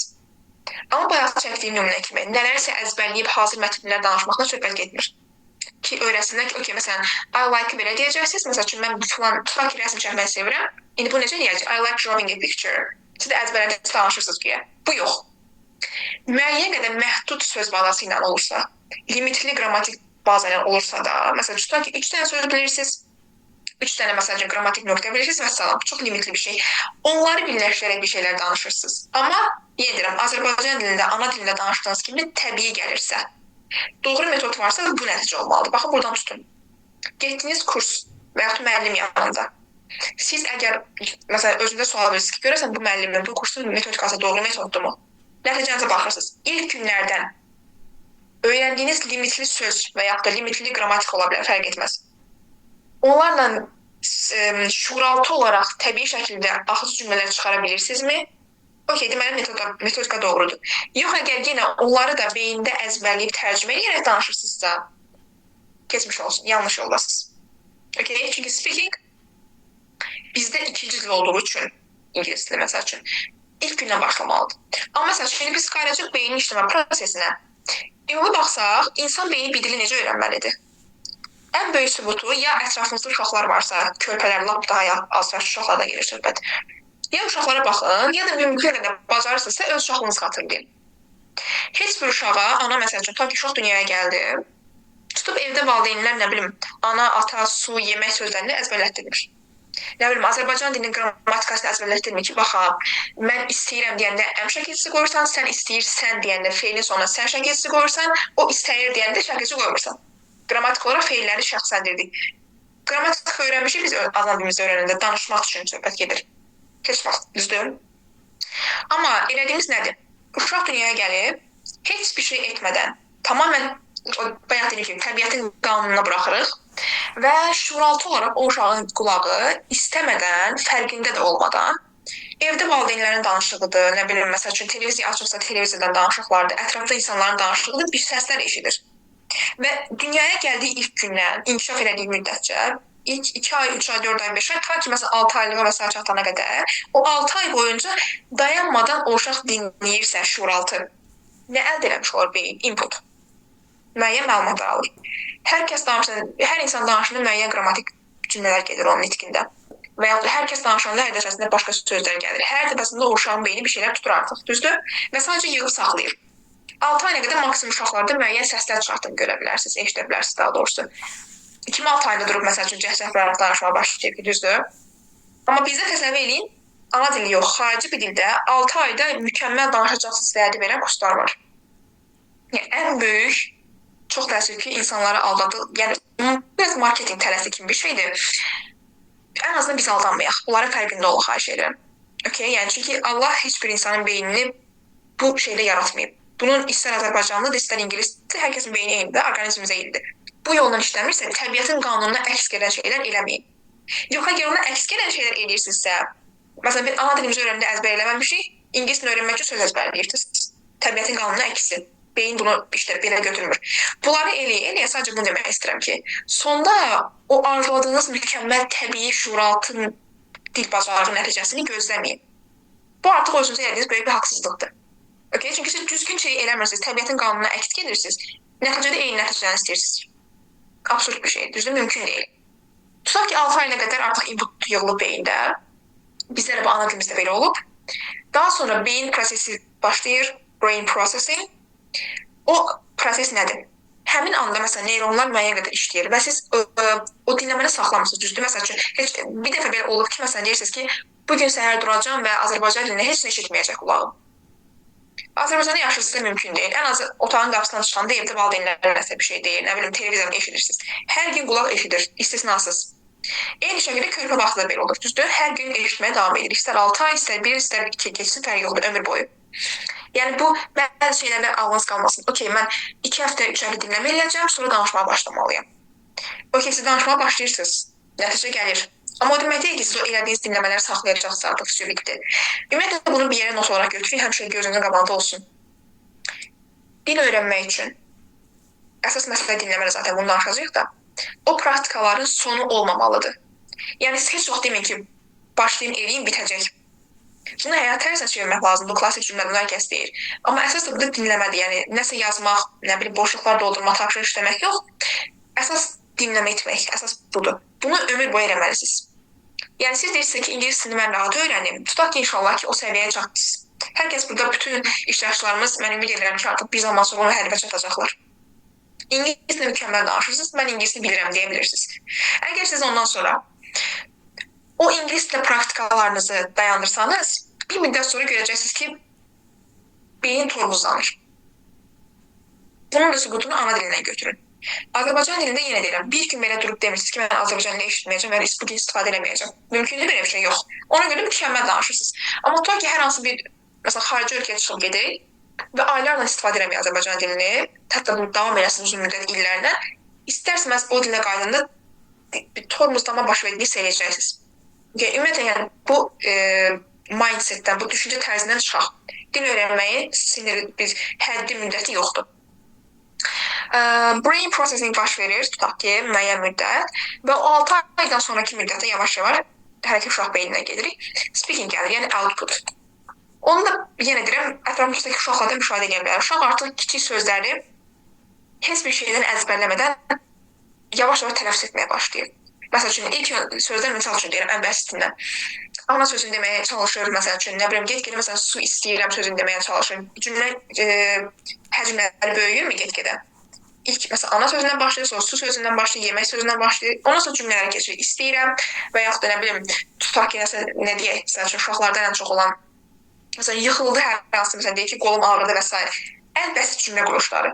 Görürsünüz, bu yavaş-yavaş çıxır uşaqdan. Heç kəs onu əzbərləndirməyib. Beyin o proses daxilindədir hələ də və proses işlədikcə daha çox çıxır. Və eyni şey ingilis dilində belə olmalıdır bizdə. Kiçik şeylərdən başlayırsınız, məsəl üçün, kiçik ifadələrdən, əzbərləmədən, təkrar edirəm, dinləyərək, şuuraltı dinləmələr vasitəsilə və zamana buraxmalısınız səbirlə ki, heç nəyi əzbərləmədən dinləməyə davam edin və elə bir şərait yarananda ki, məsəl üçün, tutaq ki, siz hansı dinləmədən nə vaxtsa tutalım ki, üstünlük vermək, tərcih etmək sözünü eşitmişsiniz, prefer, məsəl üçün deyirəm. Və elə bir situasiya yarananda sizin həyatınızda ki, siz kiməsə danışanda, mən filan şeyə üstünlük verirəm, mən filan şeyi seçərdim cümləsi demək istəyirsiniz, tutaq ki, misal üçün. O anda siz durub düşünməyəcəksiniz ki, ayda, üstünlük vermə sözü nə idi ingiliscə? Prefer, sonra I prefer, belə deyim, bunu düşünmürsünüz. O situasiya yarandığı an, beyin artıq onu anında dərk edir və output şuuraltı baş verir. Yəni siz o anda artıq belə avtomatik danışa bilərsiniz ki, okay, I would like to prefer drinking a coffee, not a tea. Məsələn, mən kofe içməyə üstünlük verirəm hal-hazırda və yenə deyirəm, o şuuraltı olaraq çıxacaq sizdən. I prefer this, not to this, for example. Okay? Dinləmə outputu və inputu məsələsini anlayırıq yəqin ki. Siz danışmaq üçün input almalısınız qulaqdan, görərək, əzbərləyərək yox və müəyyən qədər o inputu davam elətdirməyə səbirli olmalısınız ki, beyin onu işləsin, neyronlar onu ayırır ki, məsələn, filan qrammatik qayda demək ki, belə istifadə olunur, məsəl üçün, filan zamanda filan şey belə istifadə olunur və siz əzbərləmirsiniz, heç kəs onu sizə izah eləmir. Amma beyin artıq prosesdən keçirdikcə o hər şöbə öz yerinə oturur və avtomatik olaraq o şərait yarananda ki, siz bu sözləri istifadə edəsiniz, düşünmədən şuuraltı danışırsınız. Real danışıq bacarığı budur. Və bayaq mən o sual bilmirəm kim vermişdirsə ki, nə qədər bir səviyyəni bitiririk. Demək istədiyim budur. Yəni, o sərbəst danışıq səviyyəsinə çatmaq üçün ən azından kiçik cümlələrlə də olsa, amma şuuraltı bilək ki, danışırıq da yavaş-yavaş. Yenə deyirəm, bu 6 aydan 1 il, 2 ilə qədər çəkməlidir. Amma yenə deyirəm, 6 ayda siz gözləməyin ki, hansısa kurs sitələr versin ki, mükəmməl səviyyədə danışacaqsınız, yox. 6 aya qədər sizin hələ input prosesiniz gedir. Ondan sonra siz yavaş-yavaş başlayırsınız, 6 aydan sonraki mərhələdə yavaş-yavaş o danışığa tökülür və şuuraltı olaraq tökülür. Okay? Ondan sonra 1 ilə qədər, 2 ilə qədər get-gedə söz bazada çoxalır şuuraltı şəkildə və ya qrammatika və s. Və ondan sonra siz hər gündən speaking praktika eləsəniz, hansı ki deyirsiniz ki, mühit yoxdur. Mühitlə bağlı, yəni edirəm, çarələr daha asandır. Tək ki problemimiz mühit olsun. Get-gedə danışdıqca o düzələcək. Niyə? Bunu da yeni uşaqlara qayıdıb baxırıq. Tutaq ki, bir uşağı, məsəl üçün, 2-3 yaşlı uşağı götürək. O uşağa baxanda ki, məsəl üçün, danışığını eşitdiyimiz anda biz tuturuq ki, konkret uşaq danışıqdır. Yəni, məsəl üçün, tələffüzdə bəzi sözlər çətinlik var.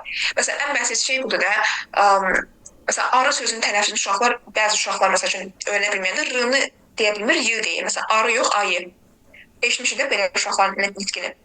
Bu, eynən bizim ingilis dilində bəzən danışıqda çətinlik çəkdiyimiz məsələlərə bənzəyir. O uşaq demir ki, məsəl üçün, mən falan sözü deyə bilmirəm, bu söz bağladı mənim şeyini, edə bilmirəm. O yenə də onu deməyə davam edir və orada düşündüyü şey, mən səhv edirəm deyil. Baxın, səhv eləmək qorxusu ən böyük, həm də ən mənasız problem bizim üçün. Başa düşürəm, bunu demək asanlıqda eləmək çətin. Mən də bu yollarda keçmişəm. Amma bunu bir dəfə bir dərk edib, özümüzə hər dəfə məcbur eləsək, bu maksimum 3-4 dəfədən sonra yerinə düşəcək. Baxın, bunu düşünün. Hətta mən bununla bağlı maraqlı bir case danışım. Bunu bu arada mənim həyatımda ən yaxınlarım belə bilmir. Hər kəs üçün bir yeni olacaq bunu eşitsələr. Belə bir şey başıma gəlib bir dəfə.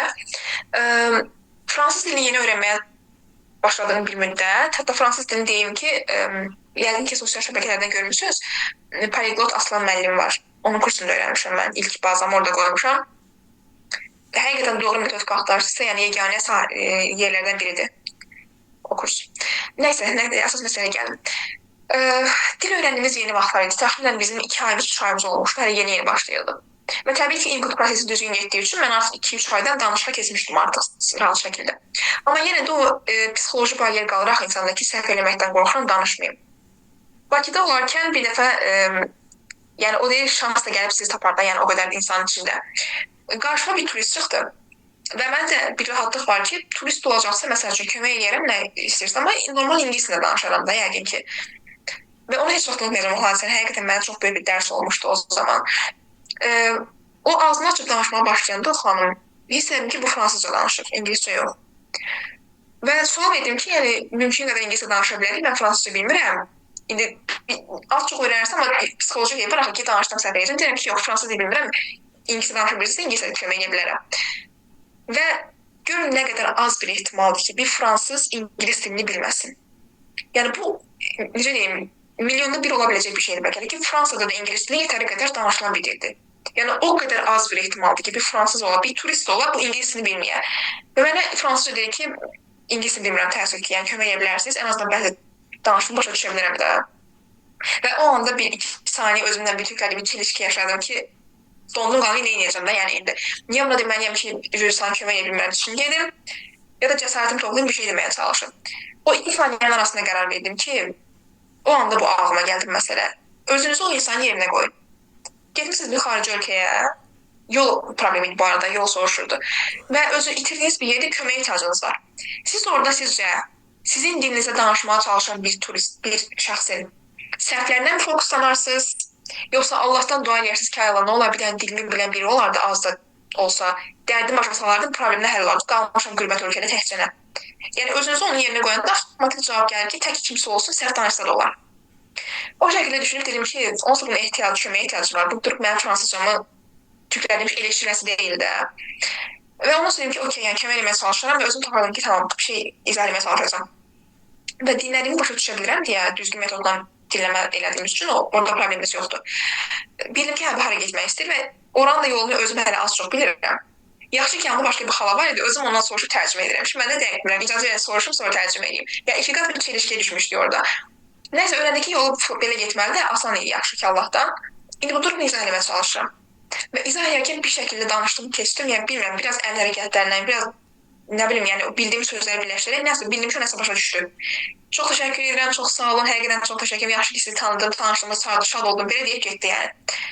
O anda bir özümə rahatlıq gəldi, Allah şükür, çıxdı, getdi rahatlaşım və qayıdıb gələndə eyni məsəl üçün klasovdan qayıdırıq və yolumuz biraz mənə qədər uzaq idi. Qaydanda öz-özümə fikirləşirəm yolda ki, ay mən nə qədər bəsit, çox dəxilsiz səhvlər eləmişəm danışanda. Yəni təsəvvür edin, ingilis dilində tutaq ki, deyirəm, üçüncü şəxsin sonuna s qoyma qaydası var, ha, məsələn. I speak deyir, she speaks olmalıdır, məsəl üçün. O dərəcədə elementar səhvlər. Ay da, bunu necə səhv eləmişəm, Allah, yəni buna biraz diqqətli ola bilərsən, bu nə səhvdir, bax eləyirsən, bax. Özüm öz səhvlərimi xatırlayıram ki, nə danışdım mən o insana. Bir tərəfdən utancı isə keçirirəm ki, niyə də belə səhvlər edirsən. Amma bir tərəfdən sonra deyim ki, bu dəqiqə dayan. Yəni o insanın sənə təşəkkür etmə şəklini xatırlayırsansa, bilməlisən ki, yəni o insan bir dəfə olsun sənin səhvlərinə fokuslanmadı. O sadəcə olaraq sənin ona yol izah edərkən çatdırdığın mesaja fokuslandı. Və problemi həll oldu, anladı səni, vəssalam. Dil nə üçündürsə işə yaradı orada. Bizim aramızda ünsiyyət qurmaq, vəssalam. İki fərqli insan dillər üçün ünsiyyət vasitəsi, düzdürmü? Ünsiyyətimizi qurduq, dərdimizi başa salıb mesajlarımızı çatdırdıq, bitdi artıq, məsələ budur. Birimiz səhv eləmişik, birimiz necə danışmışıq, heç bir fərq yoxdur artıq. Onu düşünən sonra deyim ki, okey, yəni heç bir şey mənə artıq bundan sonra qavamda dayana bilməz də, yəni. Və bu psixoloji bariyeri aşmaq həqiqətən bu qədər asandır uşaqlar. Yəni, bir dənə bunun məntiqini anlasaq ki, necə deyim, sizə o elə gəlir ki, səhv eləməkdən qorxuram, mən səhv edirəmsə danışa bilmirəm.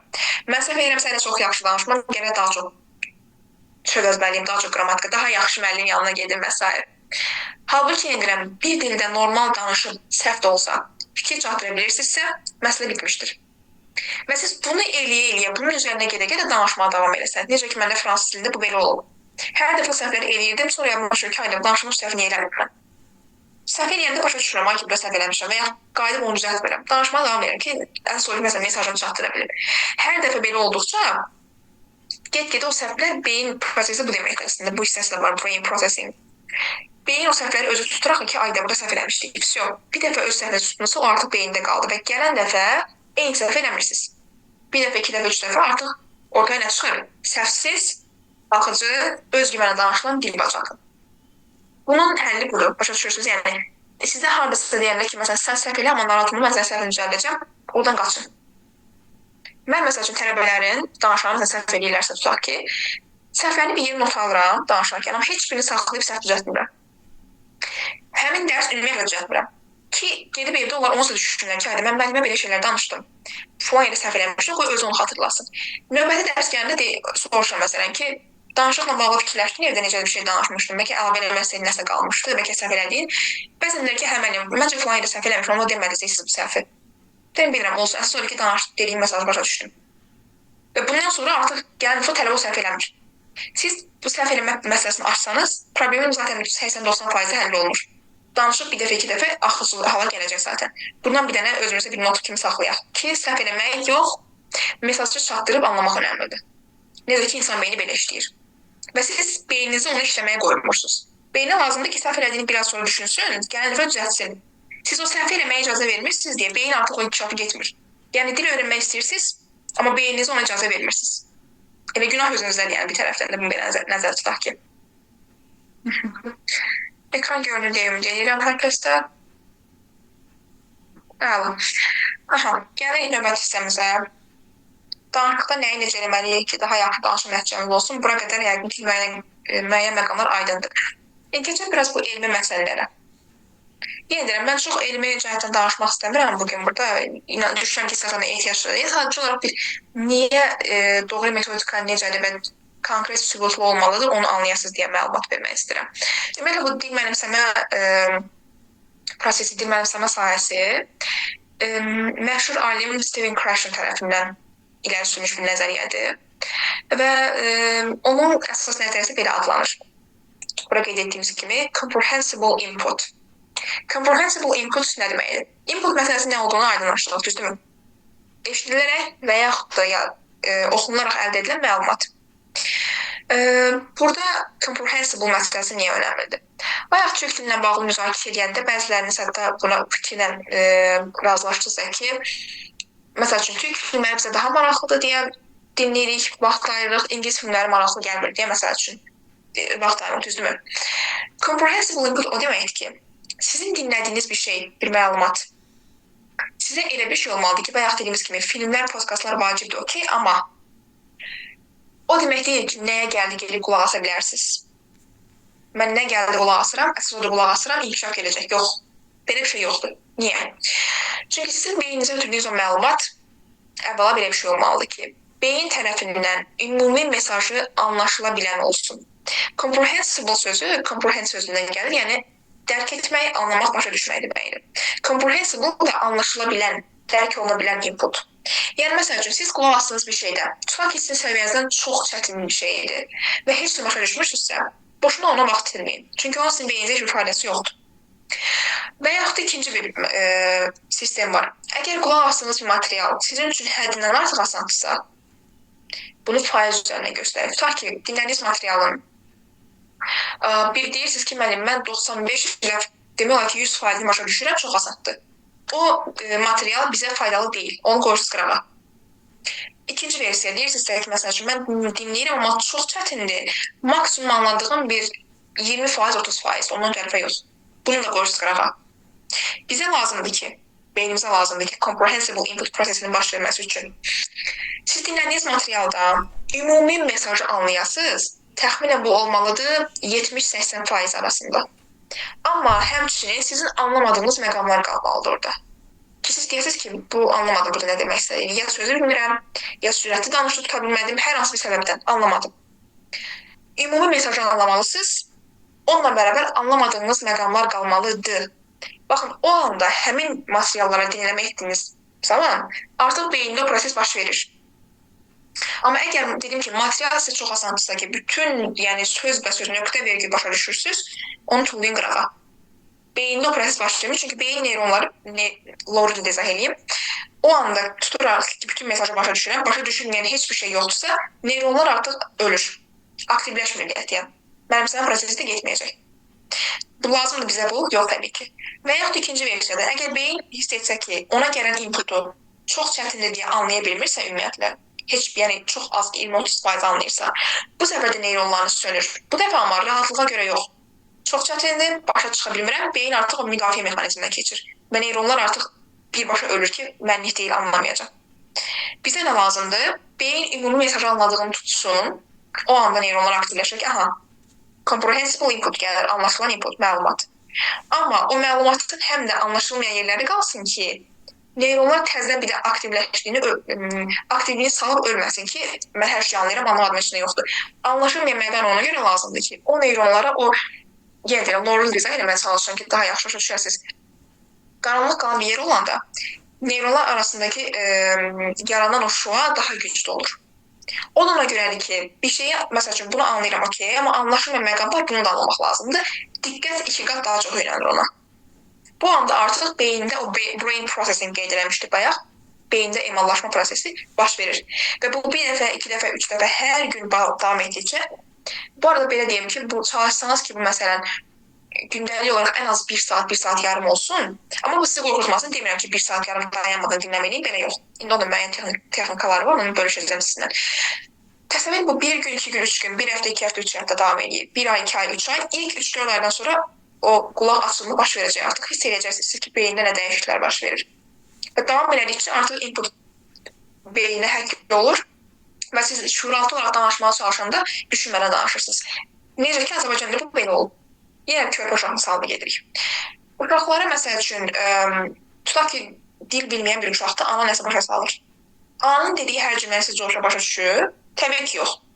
Ümumi məsəl üçün, tutaq ki, bir-iki söz eşitdiyi mesajı tutursa belə, qalan hissəni biz görürüz uşaqlara müəyyən jestlərlə, əl hərəkətlərlə başa salırıq, mimikalarla və s. Ondan tuturlar. Baxın, siz dinləmədə də belə eləməlisiniz. Dinləmə materialını elə seçməlisiniz ki, ola bilər ki, orada deyilən hər sözü başa düşmürsünüz, amma onun vizualına baxanda, şəkillərindən, hərəkətlərdən, orada baş verən hadisələrdən siz tutursunuz artıq məğzi. Bunun bir sübutu da yenə türk dili məsələdir. Türk dilində cizgi filmlərə baxmışıq uşaq vaxt, düzdür? Amma uşaqlıqda lap ən aşağı yaşlara gedirəm. Türk dilini mükəmməl bilməsək belə, orada baş verən cizgi filminin hadisəsinin məzmununu tuturduq deyə başa düşürük, nağıl kimi maraqlı gəlirdi. Onun arxa fonunda gedən türkçə səsləri bizi maraqlandırmırdı. Bir dəfə, 2 dəfə artıq beyində özü yazılır şuuraltı. Aydındır, yəni bu dünyanın bütün dillərində belə olmalı. Bir dənə bu prosesi, bu şeyi dərk eləsək, nəinki ingilis dili, dünyanın istənilən dilini öyrənə bilərsiniz. Çin dilindən tutun, nə bilim, başqa istədiyiniz bir dilə qədər, yəni. Ən çətindən ən asanı doğru. Və bunu da qeyd edeyim ki, ingilis dili dünyada ən asan öyrəniləcək dillərdəndir. Ən asan. Həm dil tərkibi çox asandır, həm də məsəl üçün belə məlumat da verim ki, Azərbaycan dili və yaxud türk dili olsun, məhz elə dünyada ən çətin öyrəniləcək dillərdəndir. Yəni bizim beynimiz bu qədər çətin bir dili belə mənimsəyibsə, ingilis dilini 2-2 deyən bizim üçün öyrənmək. Biz özümüzdən problemlər çıxardırıq ki, başa düşürəm, danışa bilmirəm, söz bazamla cümlə qura bilmirəm. Əgər siz o baza məsələsini çatmışsınızsa, Bundan sonra gedib lüğət əzbərləyim, hansısa müəllimdən qrammatik öyrənim məsələlərin başını buraxın.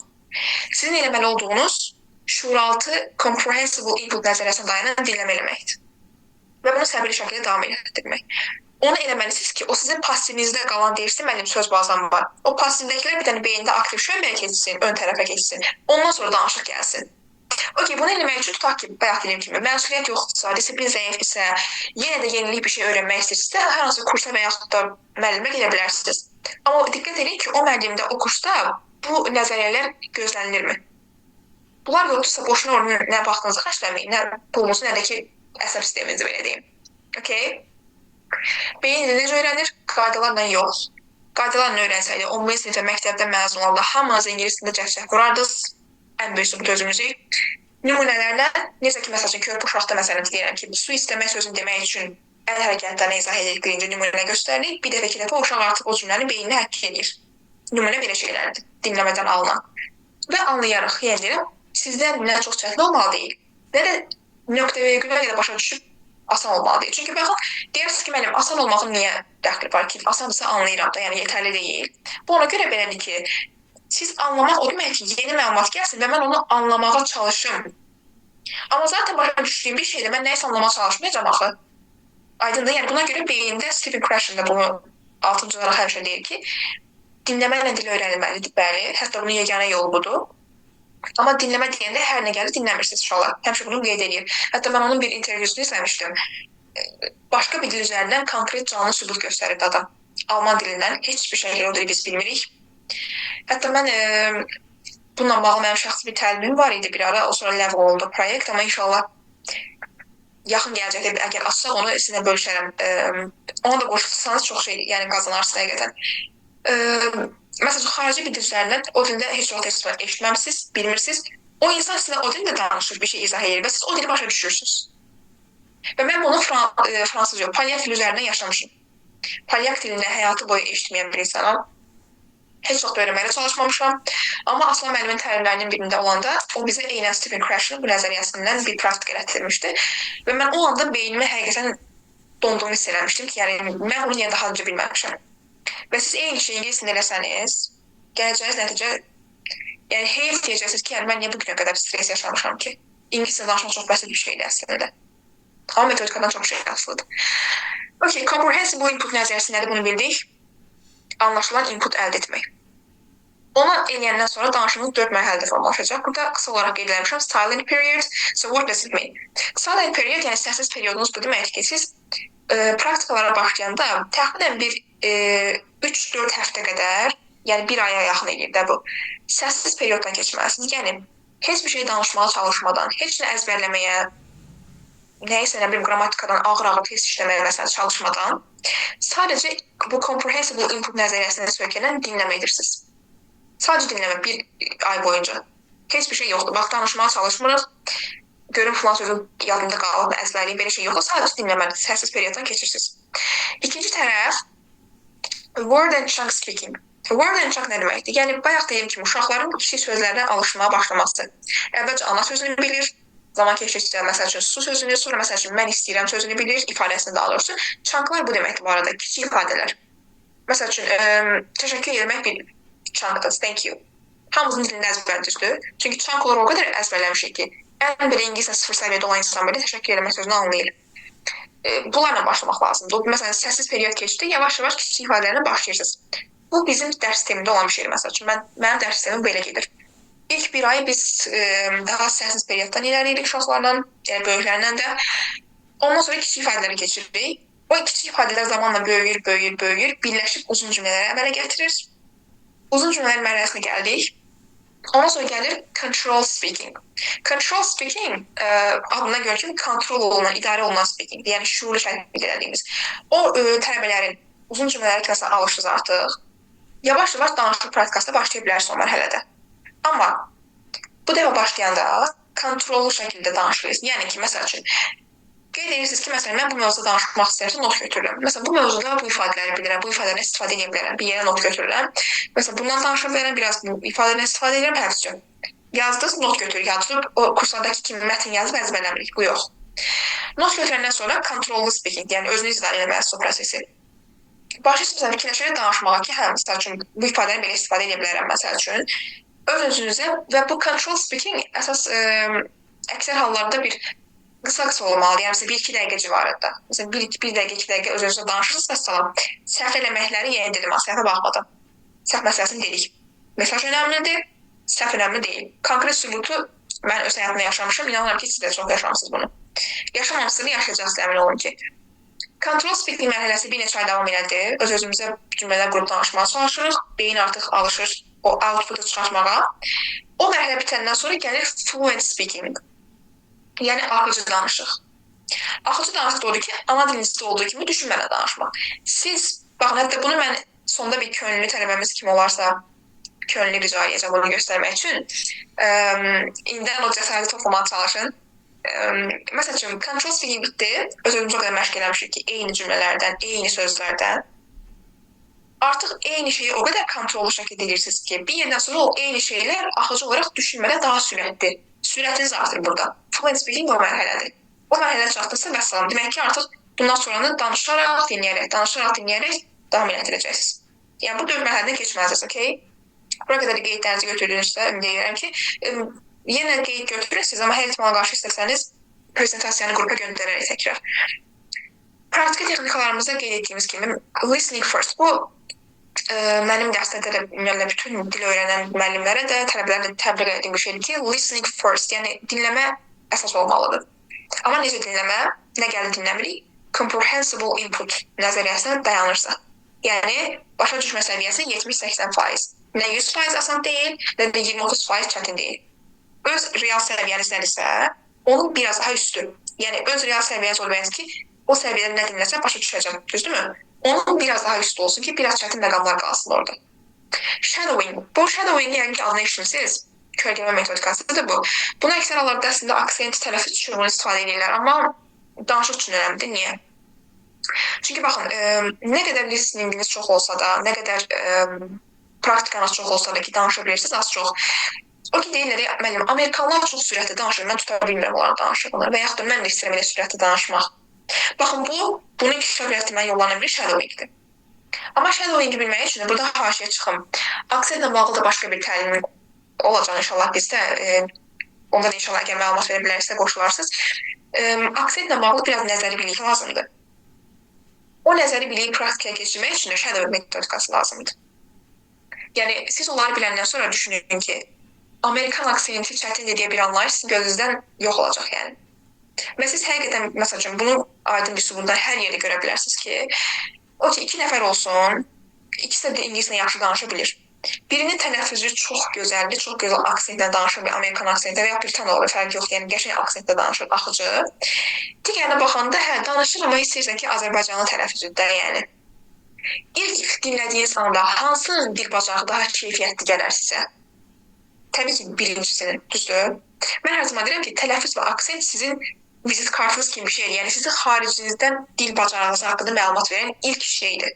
Sizin qrammatikanız, söz bazanız onlar arxa planda qalır. İlk ağzımızı açıb danışanda insanlara təsir edəcəyimiz məsələ tələffüzümüz olmalıdır. Okay? Məsələn, bayaq dediyim kimi qeydləri yəqin götürürsünüz yavaş-yavaş. Hər hansı bir kursa və ya müəllim yanına gedəndə oranın sizin üçün düzgün yol olduğunu öyrənmək üçün nə kriteriyalar olmalıydı? 1. Comprehensible input nəzəriyyəsi varmı? Yəni, dinləmə nəzəriyyəsi necə edirlər? Əzbərdən uzaq olmalıdır bu arada. Qətiyyən əzbər olmalıdır, qətiyyən. Məsələn, bizdə tələbələrdə elədir. Yeni söz belə keçsə, yeni ifadə belə keçsə, biz onu elə praktikalarla keçirik ki, dərsdə. O dərsin sonunda artıq sizin yanınızda qalır. Və evə gedəndə onu əzbərləmək ehtiyacınız olmur. Əksinə mən qadağan edirəm ki, əzbərləmək olmaz. Və ehtiyac da qalmır zaten. Gələndə uşaqlar məsəl üçün baxıram ki, necə cümlə qurmusunuz. Cümlələrin əksəriyyəti düzdür, səs çox azdır, heç bir sözdə yaddan çıxmayıb. Yəni, əzbər olunursunuzsa, ən böyük yanlışdır, oradan qaçmalısınız. Dinləmə yoxdursa, kitabdan öyrənmə varsa, oradan qaçmalısınız. Və üçüncü də, bunu kursdan daha çox müəllimə aid edirəm. Mən əsas, məsələn, mən xarici dil müəllimləri belə dəyərləndirirəm. O müəllim özü birinci, o danışıq bacarığına yiyələnibmi? Məsələn, axtarsınız müəllimin səhifəsinə baxın. Məsələn, mən vaxtı zamanında elə müəllimləri çox araşdırırdım. Və yaxud okursun. O müəllimlərin özünün sərbəst, məsələn, danışıq, real danışıq gedir, yeni söhbət, əzbər, bayaq dediyim məsələ yox. Danışa bildiyi material, bir sübut, bir görüntü bir şey varmı? Və yaxud da varsa ikinci hesab nədir? Danışarkən müəllimin tələffüzünə baxın. Əgər bir müəllimin tələffüzü aksenti həqiqətən o dildə danışıq bacarığının peşəkarlığını göstərmirsə, o müəllimin sadəcə savadı ola bilər. Və bu heç yaxşı bir şey deyil. Mənim müəllimlərim arasında da var, məsəl üçün.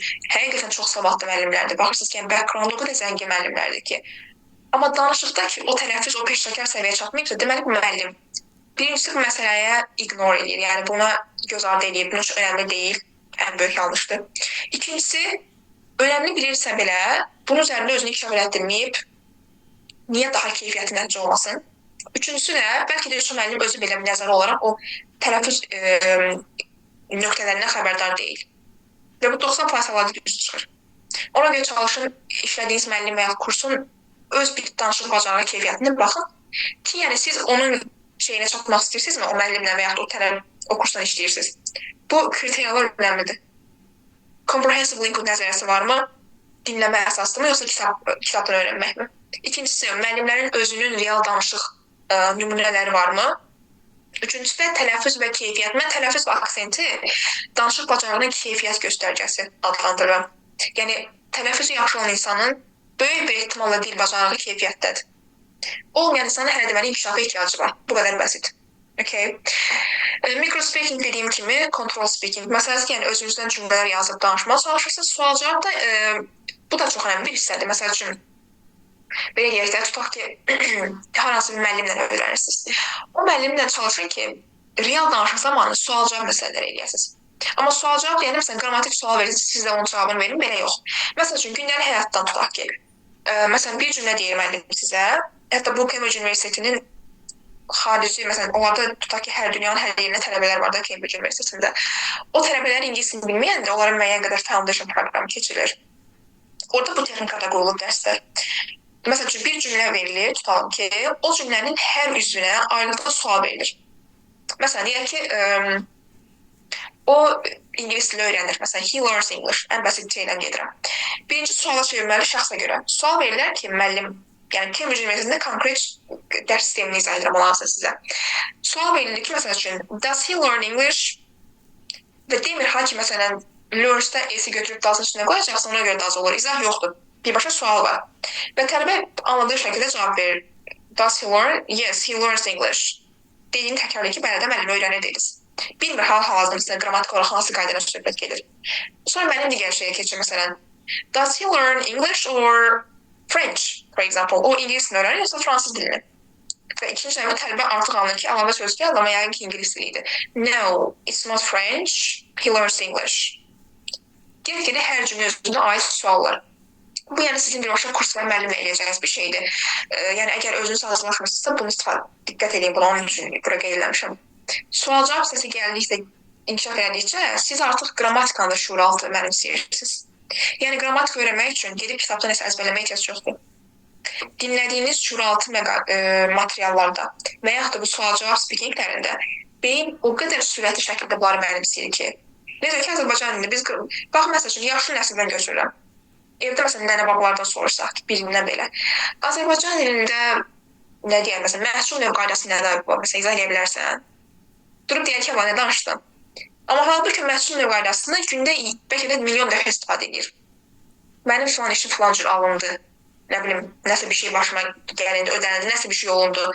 Bilməyəcək ki, orada nə bilim, üçüncü şəxs söz sonuna hansı şəkildə əlavə vermək lazımdır. Amma onu istifadə edir, çünki şuuraltı olaraq onun beynini o yeriyib. Və bizə də ingilisində bu lazımdır. Ya bunu özünüz eləyin, edə bilmirsiniz, ya disiplin çatmır, ya məsuliyyət yoxdur, ya başlaya bilmirsiniz, ya davam edə bilmirsiniz, motivasiya yoxdur və s. En qədər səbəb ola bilər. Hər hansı kursdan eləyəcəksinizsə, o kursda bunların olub-olmadığına baxın. Və yaxud da müəllim də fərq etməz. Okay, ümid edirəm ki, bura aydındır. Və ümumiləşdirsək, deməli, ümumi qaydaları bildik. Problemimiz nədir? Birincisi problem odur ki, biz məktəb sistemindən, kitab sistemindən çıxmalıyıq. Kitab sistemi bərabərdir əzbər yazaraq, görərək, oxuyaraq öyrənmə. Bunların hamısını qırağa qoymalısınız. Mümkünə qədər eləmişsinizsə belə artıq yetər. Müəyyən qədər baza varsa birbaşa nəyə keçmək lazımdır? Şuuraltı dinləmələrə. Dinləmədə comprehensible input nəzəriyyəsində olan dinləmə olmalıdır. Və əsas məsələ psixoloji bariyər önəmlidir. Səhv eləmək qorxusu. Tutaq ki, o dinləmə məsələsini edirsiniz, artıq danışıq avtomatikləşir. Amma danışanda ilk vaxtlar yenə deyirəm, bir körpə uşaq ana dilində dil açır. O demək deyil ki, sizə danışmaq alındı. Danışandan sonra müəyyən qədər səhvlər ilə danışmağa davam etməlisiniz, səhvlər düzəlsin. Eyni şey bizə də aiddir. Səhv eləməyi unudursunuz. Bunu unudanda mənim o hekayəmi xatırlaya bilərsiniz ki, lazım olan insanlara mesaj çatdırmaqdır. Səhv eləmək yox. Okay? Və ondan sonra dediyimiz kimi hər şey öz qaydasına düşəcək artıq.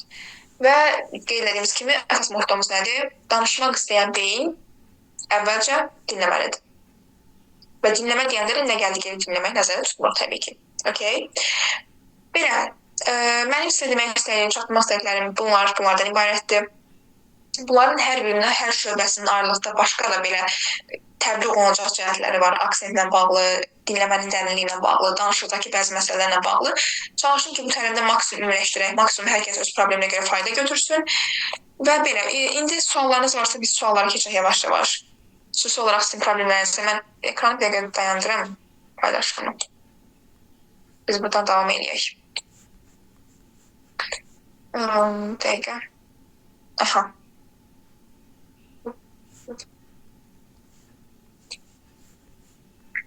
Chat içərisinə yazırsınızsa buradan yaza bilərsiniz. Video kayıt göndəriləcəkmi? Səminə xanım, bizdə kayıt götürülür hal-hazırda. Record Səminə xanımda olmalı, səhv etmirəmsə. Əgər götürülürsə, yəqin ki, göndərilirlər və yaxud səhvimiz YouTube kanalı olmalıdır, səhifənin orada yerləşdirilir. Biz də bölüşə bilərsiniz o intervyunu. Aha, əlbəttə olar. YouTube üzərindən tapsam göndərə bilərəm. Qrupa göndərəm, baxarsınız oradakı alman dilində bir izah eləyir. Jestlərlə, şəkillərlə və siz onu anlayırsınız. Hətta bu mümkün olsaydı mən vaxt saatımı təhsil edib elə bir şey hazırlaya bilərdim sizin üçün.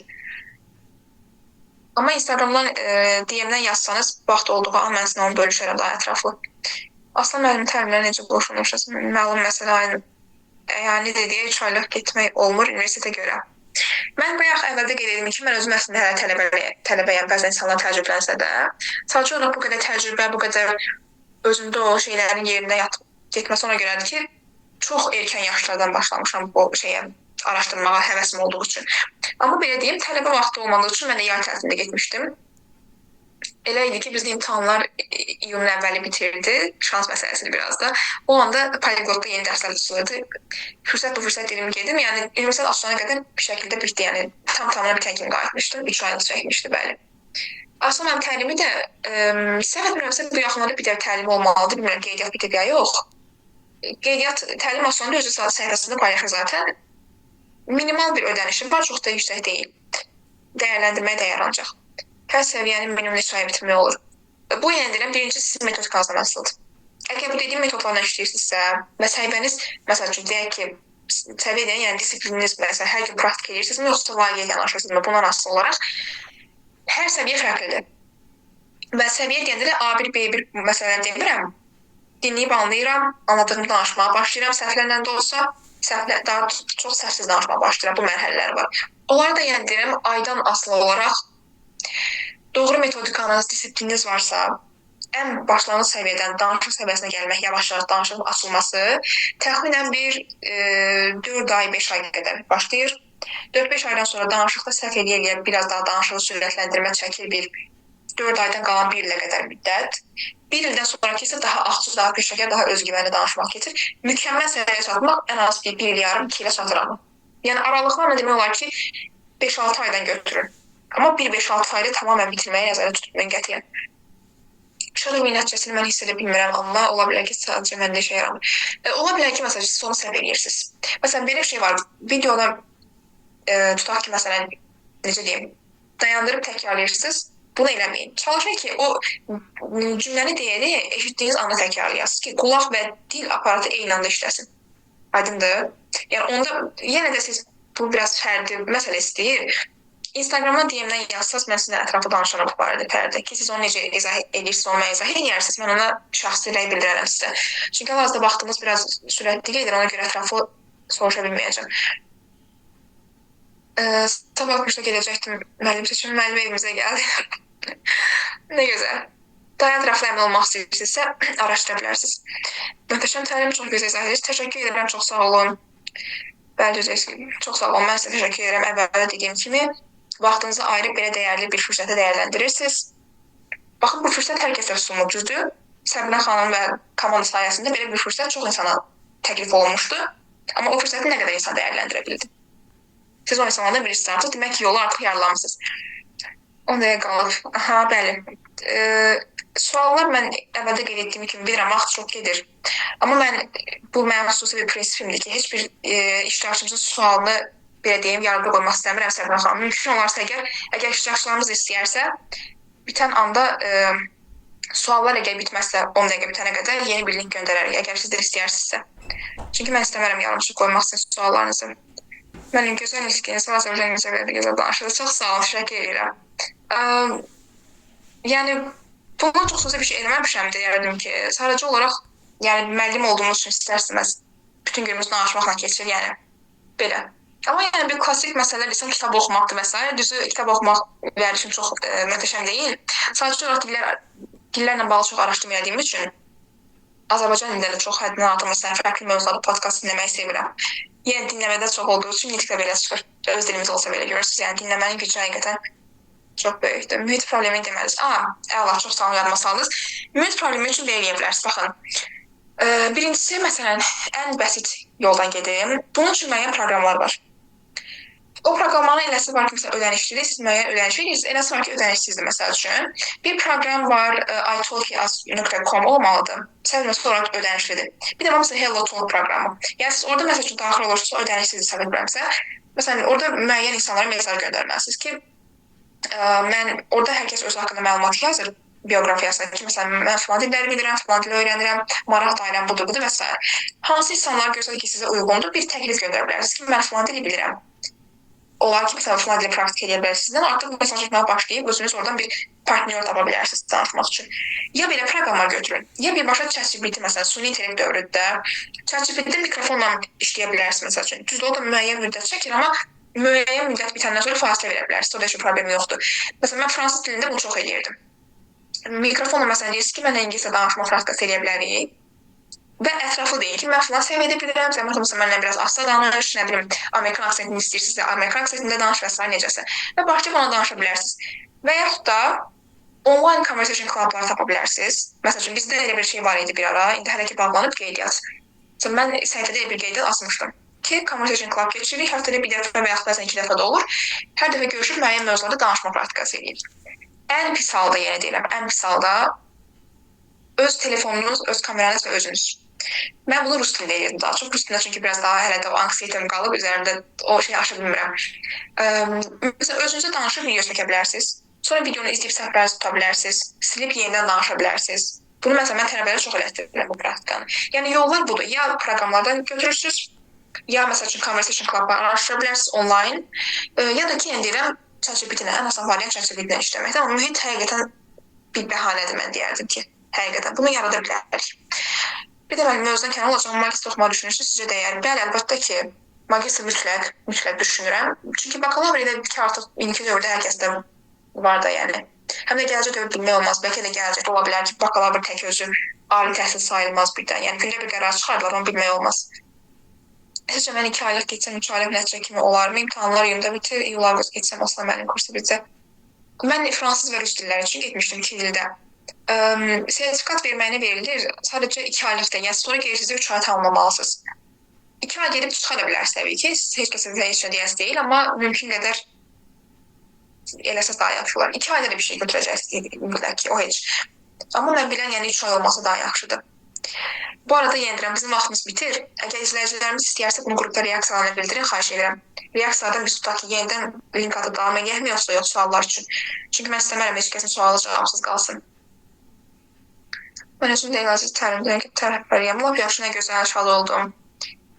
Təşəkkürlər, mən təşəkkür edirəm. Ev tapşırığı bizdə yox. Mənim magistri bəs hansı dildən verməyi düşünürsünüz? Sizcə bəs hansı oyunu yaxşı olar? Dil olaraq, mən ingilis müəllimi olduğum üçün ingilis dilinə verə bilmirəm xarici baxımdan. Belə bir qaydaya əsasən. Ona görə başqa dil seçməliyəm. Seçim arasından ən yaxşı sevdiyim və bildiyim fransız olduğu üçün fransız dilinə verəcəm. Amma məsələn, siz hansı dildə nisbətən rahat bilirsinizsə, onu verərsiniz. Yəni, bu seçim məsələsidir. Hansı oyun yaxşı olar? Baxın, belə bir şey deyim, bu mənim şəxsi fikrimdir. Əgər magistri Azərbaycanda oxuyacaqsınızsa, universitetin fərqi yoxdur. Mən şəxsi fikrim budur. Yəni təhsil sistemi deyir ki, bütün universitetlər eyni təhsil sisteminə tabedir. Yəni burada nə qədər bir fərqlilik gözlənə bilər ki? Sırf Azərbaycanda oxuyacaqsınızsa heç bir fərqi yoxdur. Sizin rahatlığınız nədirsə, şəhər baxımından harda rahatsızsa orada oxuya bilərsiniz. Amma məsələn ümumiyyətlə daha yaxşıdırsa, təbii ki, xaricdə oxumaq mümkün olsa yaxşı olar, amma Azərbaycanda olsa heç bir universitetin fərqi yoxdur deyə düşünürəm. Onlayn tamam, əla, bəli, onlayn olarsa problem deyil. Buyurun, səsli olaraq sual vermək istəyəniniz varsa mikrofonunuzu açıb verə bilərsiniz.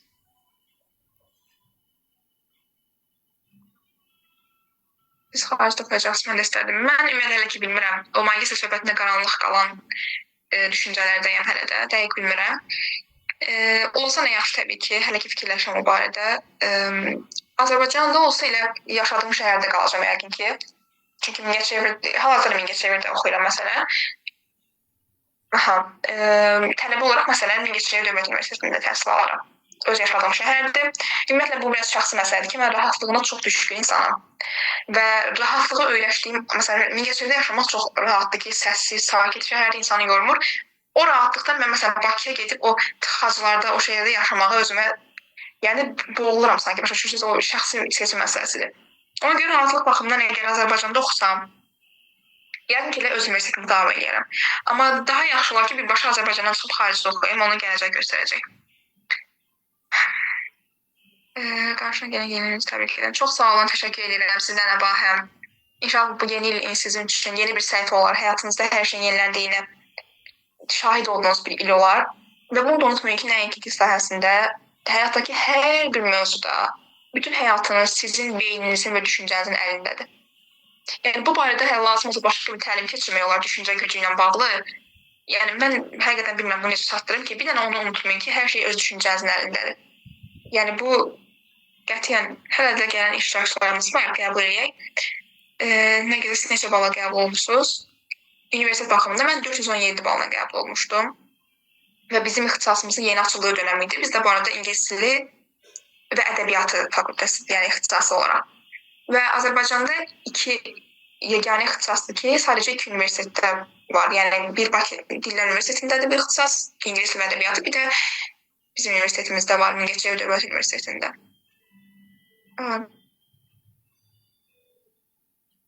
Bir dəqiqə suallardan baxaq, Bakıda o qədər yalnız əyani dil mərkəzləri var ki, özümüzü inkişaf etdirmək üçün. Burada çox təəssüf ki, imkanlar yoxdur. Bakıda çoxdur, bəli, sözsüz, razıyam bu barədə. İnkişaf baxımından Bakı böyük şəhər çox önəmlidir. Amma məsələn, sizə inkişaf baxımından edəcəyiniz bir şey etmirsinizsə, məsələn üçün daha neytral həyat yaşayırsınızsa rahatlığı seçin deyərdim. Məsələn üçün, mən elə olub. Mingəçevirdə rahatlıq üçün yaşayıram. Amma məsələn, kurs üçün, o dilin keyfiyyətli almaq üçün, məsələn üçün, Aslan müəllim kursundan ötürü mən sırf 3 aylıq gelib Bakıda qalmışdım. Yəni təbii ki, fürsəti dəyərləndirmək lazımdır.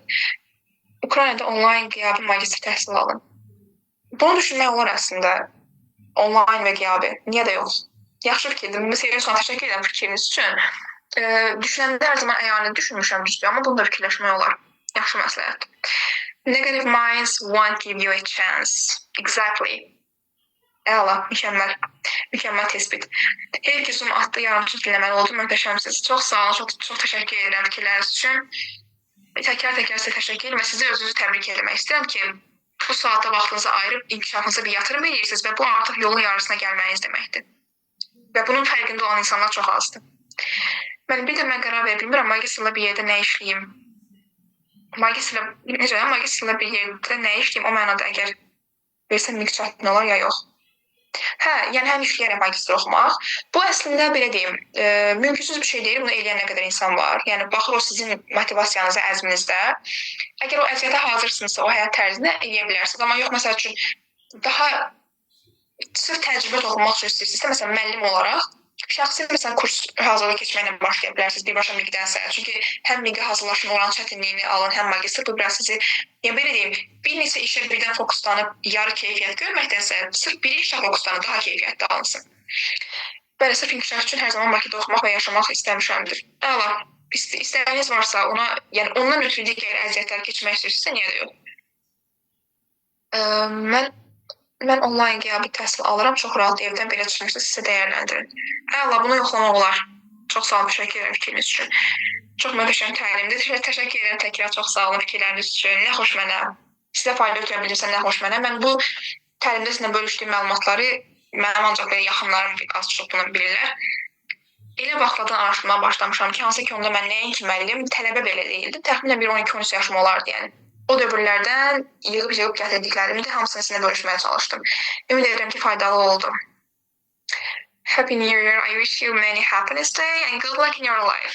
Success study, God bless you. Təşəkkür edirəm, çox sağ olun. Thank you so much. I appreciate it. Thank you. Bəs müəllim olaraq necə tələbə olmaz? Bu arada siz DM-dən, Instagramdan mənlə danışarsınız. Mən sizə ətraflı məlumat verirəm, problem deyil. Bakıda hansı kursa getmişsiniz? Aslan müəllimi kursuna getmişəm. Polyglot Aslan. Polyenglish deyirəm.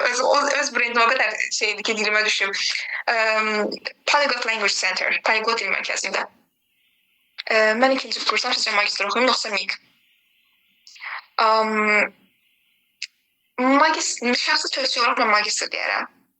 Əgər xarici dil müəllimi olaraq, baxın, xarici dil müəllimi olaraq istəyəcəksə birbaşa magistr.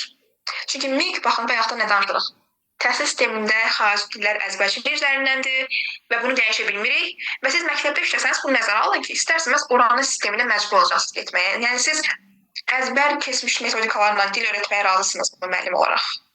Yoxsa siz üçün deyirsiniz ki, məsələn, mənim üçün maraqlı deyilsə, onu gelin MIG-də verin. Amma iptidai müəllimliyi, iptidai olaraq MIG-də seçə bilərsiniz. Yəni, seçim məsələsi çox da fərq etməz deyə düşünürəm. İkisini də alsanız lap yaxşı, nə gözəl. Alınmazsa belə, yəni, mən sırf ingilis müəllimliyi üzrə nəzər tutdum, amma hər ehtimala qarşı mən magistr oxuyun deyərəm düzü. Çünki yəni yenirəm, gələcək dövrü bilmək olur. Elə vaxt olub çata bilər ki, bakalavr diplomu təkcə bəs etməz. Mən təşəkkür edirəm, çox sağ olun.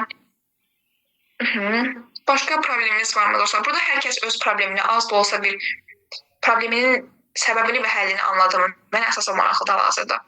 Ki, bilim ki, həqiqətən insanlara bir köməyimiz dəyə bilir. Cavablandırmadığım sual qalmadı ki, təkrar baxım. Dəqiqən hələ gələn iştirakçılarımız var. Fransız dillə bəs necə məşğul olursunuz özünüzlə. Polyglotda biz öyrənəndən sonra sizə əlavə bir kitabça hədiyyə olunur. Ki, məsəl üçün, özünüz də gelib davam etdirə bilərsiniz. Onların məsələn bizə göndərdiyi materiallar var. Biz o materiallar üzərində, məsələn, hər edəməndə o kitabçalar durur. Məsəl üçün, dediyim kimi, hamısı dinləmə materiallardır. Yəni, bu işin əsas məqsədi dinləmədir, dediyim kimi, bayaq danışdığım kimi. Və Aslan mənim özü də birisi də polyglotdur. Və o da bu comprehensive input nəzərinə və s. çox təsəvvür edin, o insan bunu 9 il üzərindən araşdırıb. Mən hələ ki 5 il üzərindən araşdırmışam, yəni o məndən daha təcrübəlidir. Amma onun davam etdirdiyi materiallar belə eyni şəkildədir ki, biz, məsəl üçün, dinləmə materialları var. Onları, məsələn, vaxt olduqca dinləyirəm mən də. Necə ki, tələbələrə ingilis dilini dinlətdirirəmsə, özüm də fransızca dinləyirəm. Və, məsələn, praktikamı mən ChatGPT-nə eləyirəm. ChatGPT, məsələn, fransızca danışmaq üçün qeyd edirəm ki, əvvəldən mənim səviyyəm aşağıdır, biraz aşağı sürətdən xahiş edirəm, o da şəkildə davam etdirir. Yəni, özüm bu şəkildə məşğul oluram təkrar. Bəli, deyir, çox gözəl təlimdir. Çox sağ olun, təşəkkür edirəm fikirləriniz üçün. Hal-hazırda necədir səviyyəniz fransız dilində? Dediyim kimi, dildə səviyyə məsələlərini inanmadığım üçün heç vaxt bunu gedib yoxlatdırmamışam, ya da heç bu haqqı düşünməmişəm. Belə adlandırıram ki, ən azından yolda və yaxud da hər hansı bir fransızla qarşılaşsam, normal dərdim başa sala bilərəm və insanların danışını anlaya bilərəm bu səviyyədə. Amma gedib fransız dil imtahanına girsəm, nə çıxar? Bilmirəm, heç vaxt yoxlatdırmamışam, çünki inanmıram belə şeylərə. Belə, başqa bir sualımız var mı? Və yaxud da bildirmək istəyəniz əlavə fikriniz olabilir, başqa dillərlə bağlı. Çox sağ olun. Deməli, siz burada fransız dili tələbəsiniz yoxsa anlamadım. Yəni, fransız dili marağınız mı var? Allah nə gözəl. Dəqiqə.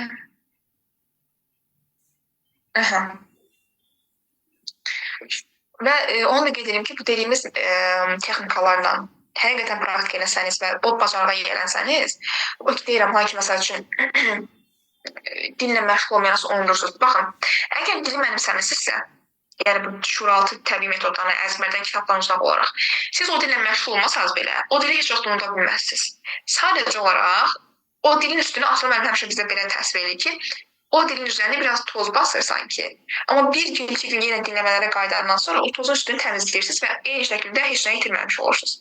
Amma əzbəri olanda, necə ki, məktəb həyatında əzbərləmişik ingiliscəni, əzbərləyib istifadə eləməyən kimi deyirsiniz ki, sözləri unutmuşam, tamamilə silinib. Yəni üstünü toz basmayıb, kökündən silinib.